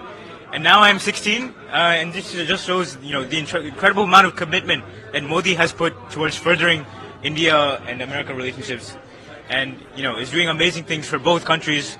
And I really hope that the world benefits from this friendship. I'm really happy that I got this opportunity to see Modi ji in person, and I'm so happy to see Modi ji, and it's just a warm welcome for him to the Washington, D.C. So everybody is happy to see Modi ji. Everybody wants Narendra Modi ji to take United States to the next level. I mean, forget about India. Take United States to the next level. It's the year of millets, the International Yoga Day, the 9th International Yoga Day, and with the magnanimity with which it was celebrated is something that was on public display for the entire world to see.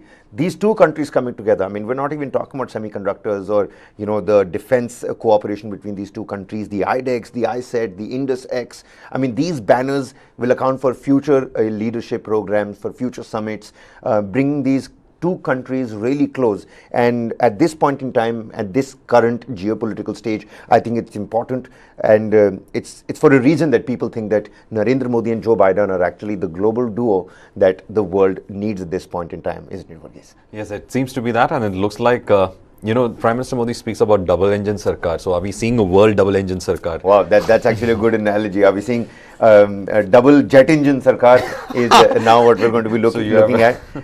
All of that is on the cards. That full-blown state dinner, his bilateral meetings, he's going to be meeting several other important businessmen as well. And let's not forget his address to the United States' Congress. That's going to be for everybody to see out there, and the final beautiful ending to the state visit, official state dinner, where there are lanterns that are going to be let out into the night, and there's going to be moonlight. I can already imagine it's going to be beautiful. Green pastures, saffron hints, millets on the menu, gourmet, treatment to those millets. We're going to leave you at that. This is Kabir Naqvi signing off. That's Varghese P. Abraham. Many thanks for joining us with your crucial tidbits on technology and geopolitics. But we leave you with a couple of reactions, okay? Firstly, the Prime Minister at this Future Skill event that was held at the National Science Foundation and its headquarters in Alexandria. Take a look at what the Prime Minister has had to say, the importance he's given to the youth to lead the world of tomorrow. We'll leave you with that particular reaction and several other shots as the Bidens welcome Narendra Modi into their house, the White House. Thanks so much for watching. First Lady, Dr. Jill Biden, Dr. Panjanathan,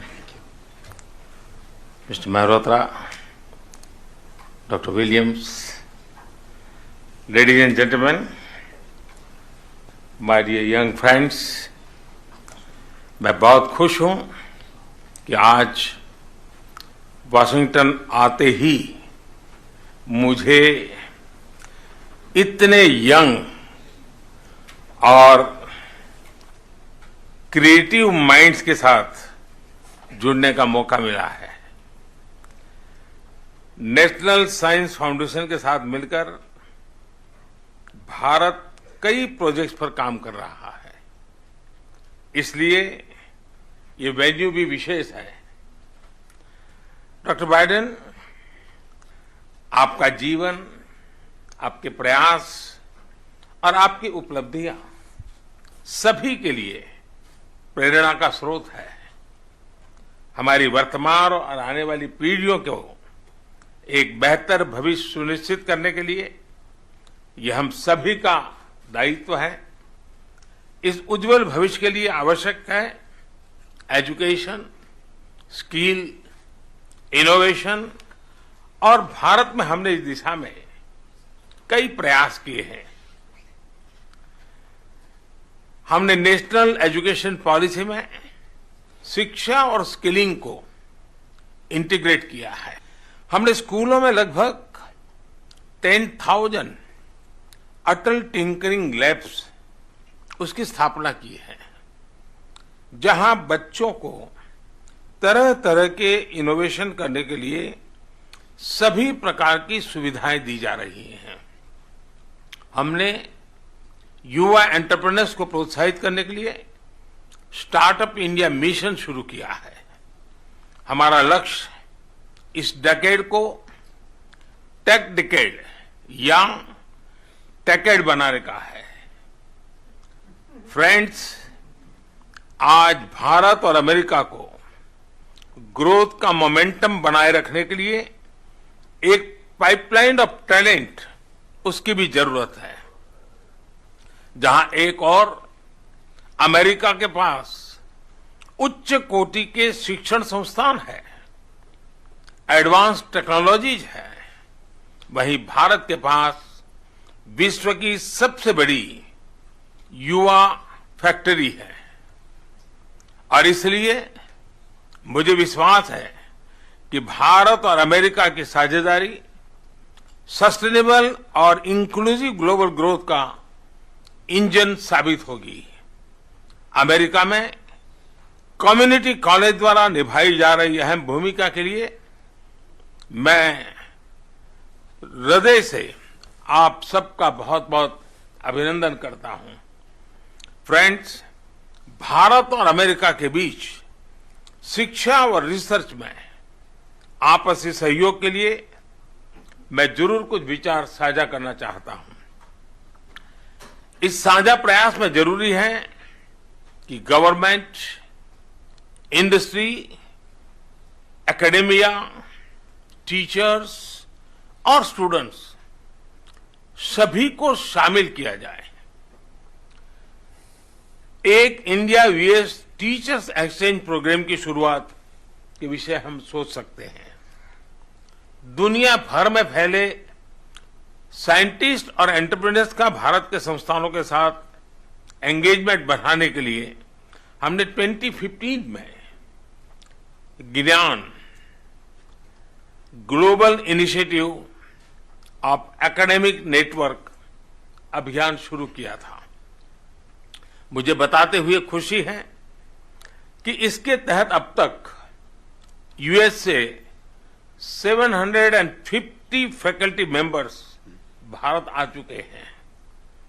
मैं US में शिक्षा और research से जुड़े serving और retired लोगों से अनुरोध करूंगा कि वे अपनी छुट्टियां, खासतौर पर विंटर ब्रेक, भारत में बिताएं। वे भारत को जाने भी और भारत की नई पीढ़ी के साथ अपना ज्ञान भी बांटें।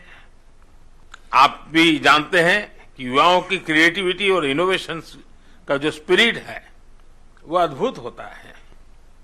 मुझे लगता है कि दोनों देशों को मिलकर अलग अलग विषयों पर हैकाथॉन भी करना चाहिए और इससे हमें आज की कई समस्याओं के समाधान भी मिल सकते हैं और भविष्य के लिए नए आइडियाज भी। हम वोकेशनल स्किल क्वालिफिकेशंस के म्यूचुअल रिकग्निशन के बारे में भी जरूर विचार कर सकते हैं। फ्रेंड्स, मैं चाहूंगा कि स्टूडेंट एक्सचेंज प्रोग्राम के तहत अमेरिका से भी बच्चे भारत आएं और भारत को देखें, भारत को जानें। मुझे आशा भी है और विश्वास भी है कि वो दिन दूर नहीं जब नवाहो नेशन का युवा भारत के नॉर्थ ईस्ट नागालैंड में बैठे अपने दोस्त के साथ मिलकर एक आइडिया, एक प्रोजेक्ट को डेवलप करेगा। आप लोगों ने मुझे इतने सारे आइडियाज दिए, इसके लिए मैं सचमुच में इन दो नौजवानों का हृदय से आभार व्यक्त करता हूं। मैं एक बार फिर first lady doctor Jill Biden के प्रति हृदय से आभार व्यक्त करता हूं।